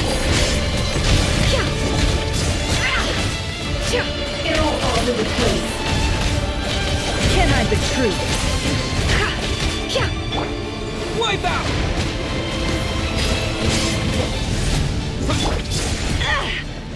No more lies. Seek within. It all adds up. Destroyed! And reborn! Bombs away!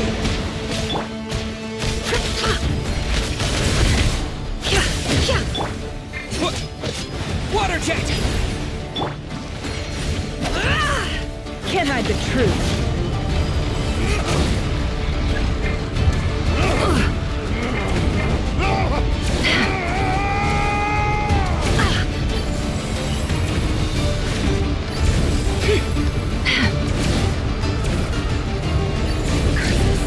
There's no other way.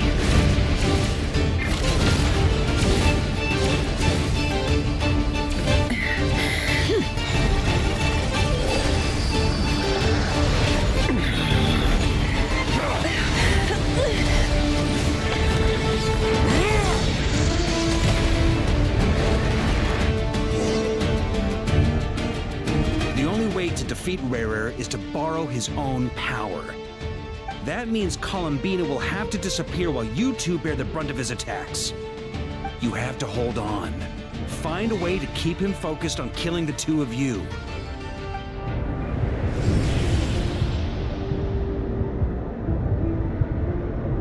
Nefer, your eyes are bleeding.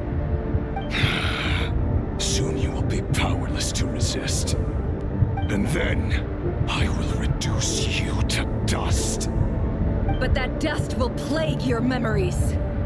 Come on, keep holding on. Any other tricks up your sleeve? Let's see them.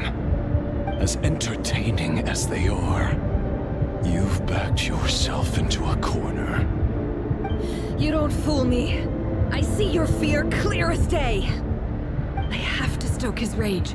Make him unleash everything. You fear what you could never defeat. You fear the thought of never being able to save your beloved. You cannot win the fight against fate, Rarir. Is that what you think? Well, now it's your turn to feel afraid!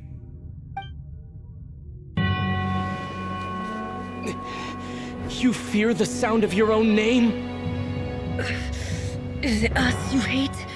Or is it what you've become? Let's see what becomes of you!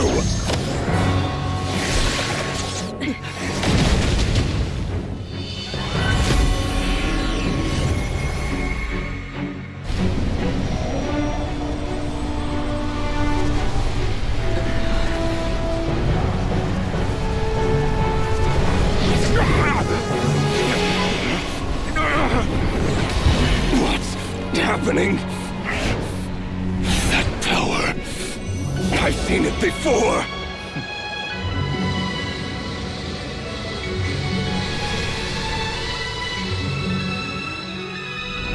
His power is on another level. We'll need to use an alchemical array to convert his power into a usable form. Then quickly channel it into Columbina, rendering her powerful enough to compete with him. I'll join you. I can help. If I release enough abyssal energy into a confined space, it'll create a potential difference, allowing us to extract a huge amount of elemental energy.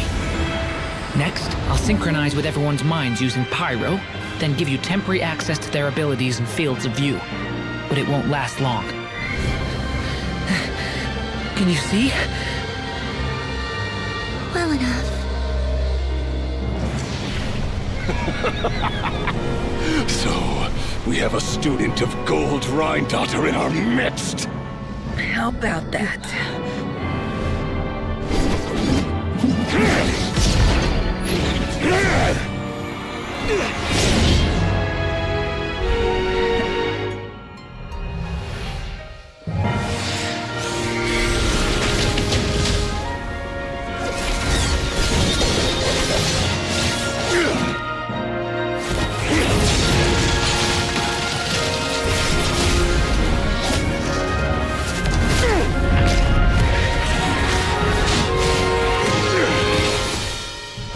You use my own power against me? Just like how you stole Kuvaki. Look familiar?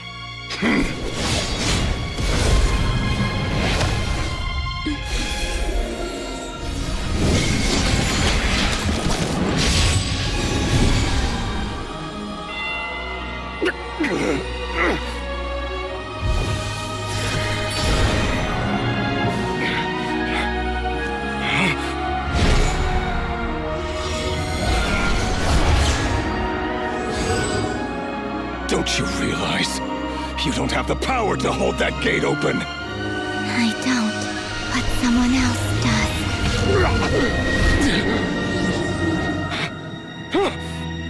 Goodbye, Rayrear.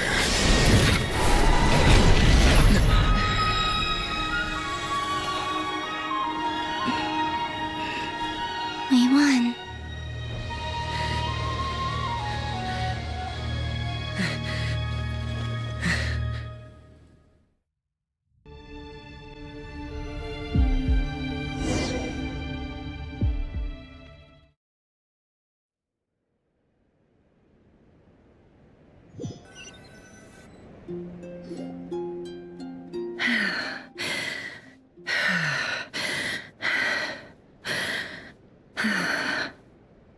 Nefer, how are your eyes? They're fine. Apart from the blindness, of course. It's not too late. Let me handle it.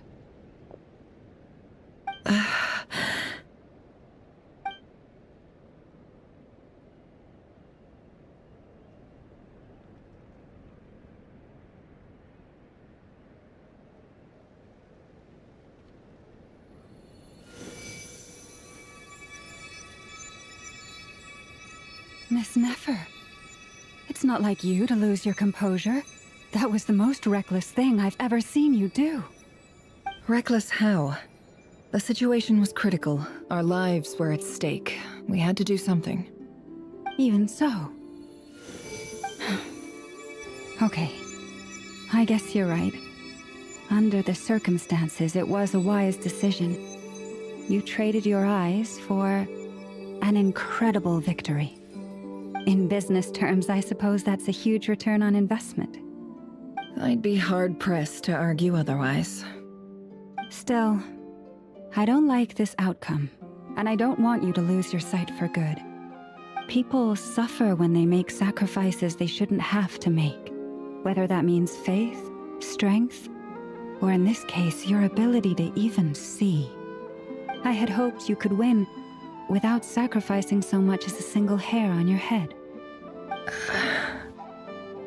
Thank you. Really. All done. Don't try and open your eyes just yet. We'll see how you're doing in a couple of days.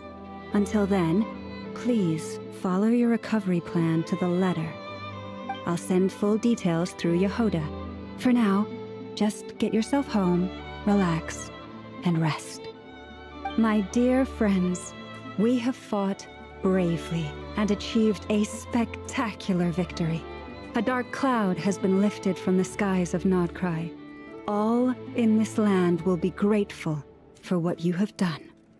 The moon will remember this day. Thank you both.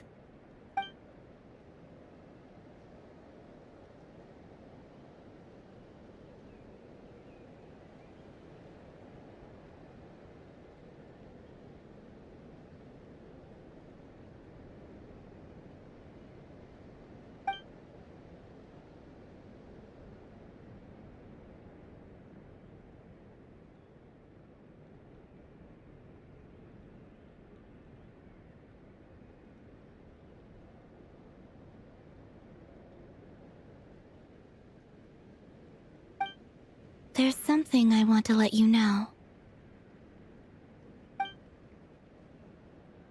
What is it? When Durin connected everyone's minds so I could access their powers, I also felt everything they felt. And since Nefer's eyes were injured, my eyes are hurting now too.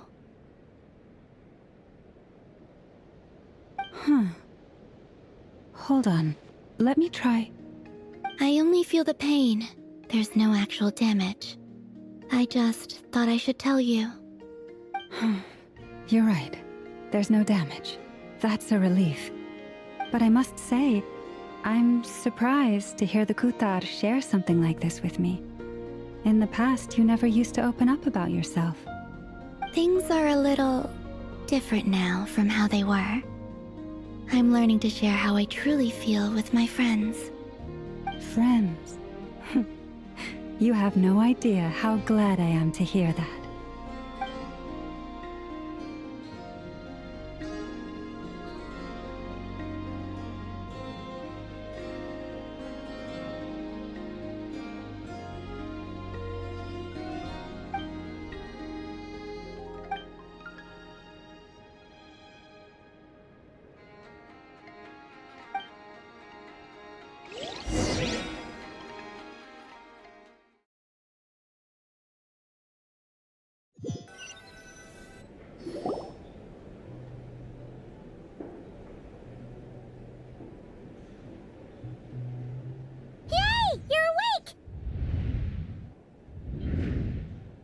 you feeling? Any aches and pains? Did you sleep well? I'm doing all right, Paimon. No need to worry about me. Phew. Well, that's good. Paimon's been sitting on the edge of the bed worrying about you for ages. You slept a whole day and night. Poor Paimon had to eat all by her lonesome. Glad to hear you didn't starve. How was the food? Well, it wasn't the same without you there to share it. Honestly, Paimon just can't relax when you're not your usual self. She couldn't enjoy the food and settle down to sleep. Well, I'm back to normal now.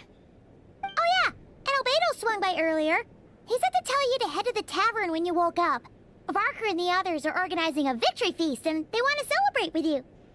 He also dropped off some medical supplies, but you seem fit as a fiddle, so guess you won't be needing those. If you're feeling up to it, let's head over now. Wouldn't want to keep them waiting.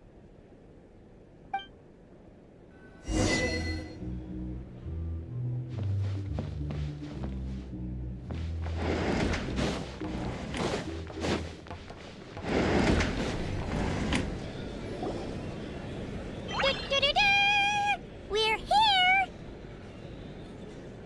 Oh, Traveler and Paimon! Perfect timing! We were literally just saying how there's no way we're holding this victory feast without you any longer, and we would have postponed it till tomorrow. How are you feeling today? Much better. Thanks. Don't worry about me. Relieved to hear it. If that changes, just let me know. Yep, we're here for you. Anything you need, just let us know. Oh wait, where's Nefer? How are her eyes doing? Nefer's right over there. I'm sure she'd love to catch up with you.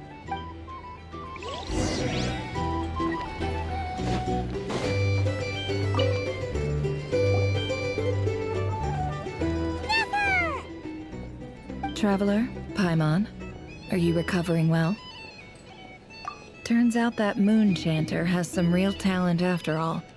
My eyes were mostly recovered after just a couple days' rest. I can actually open them again now. Yeah, but you gotta be careful.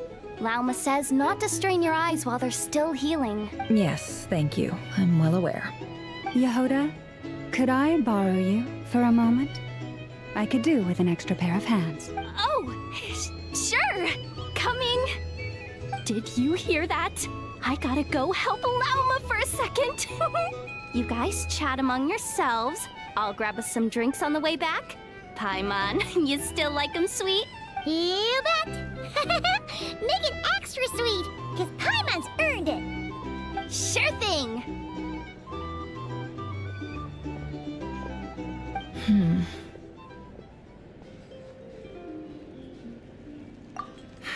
The Raker of Solnari. Kind of a snake, don't you think? No, definitely a snake. A poisonous one who spewed his venomous hatred everywhere. Anyone who seeks revenge out of hatred for other people has become a snake. That's something my dad used to say. Perhaps.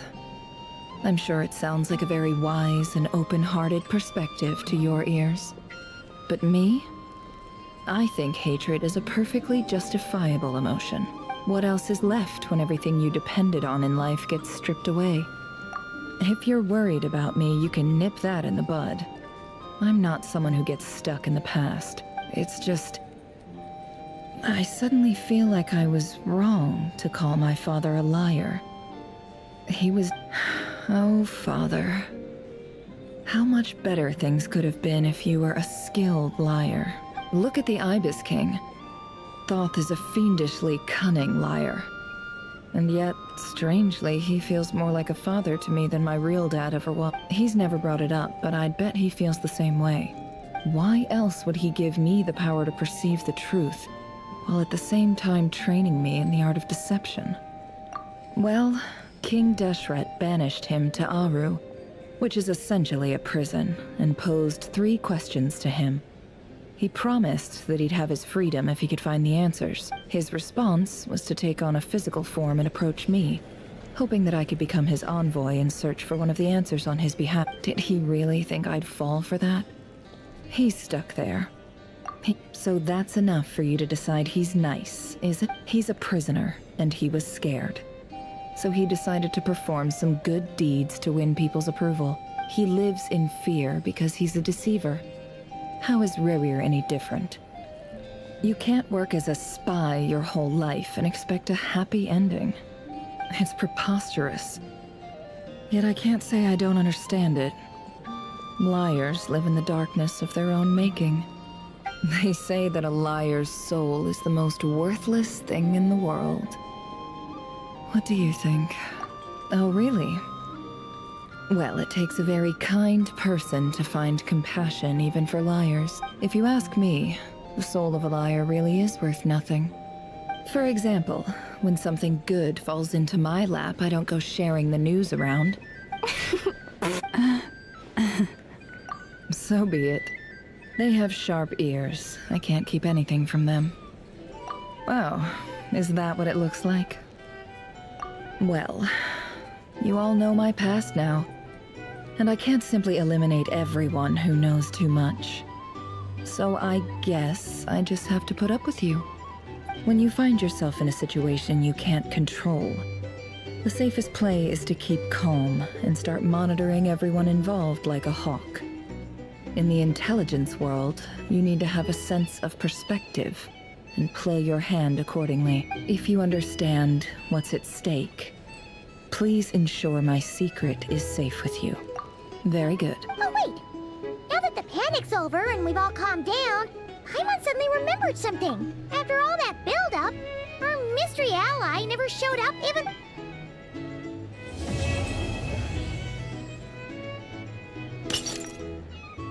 Huh? Am I imagining things?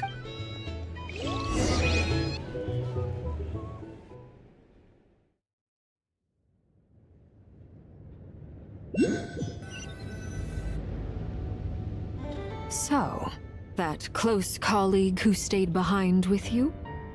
Don't know, don't care. I get more normal human interaction from hanging out with... Although, now you mention it, he hasn't bothered me in a while. If he's disappeared without a trace, it's the biggest gift he ever gave to the world. He won't lie low forever.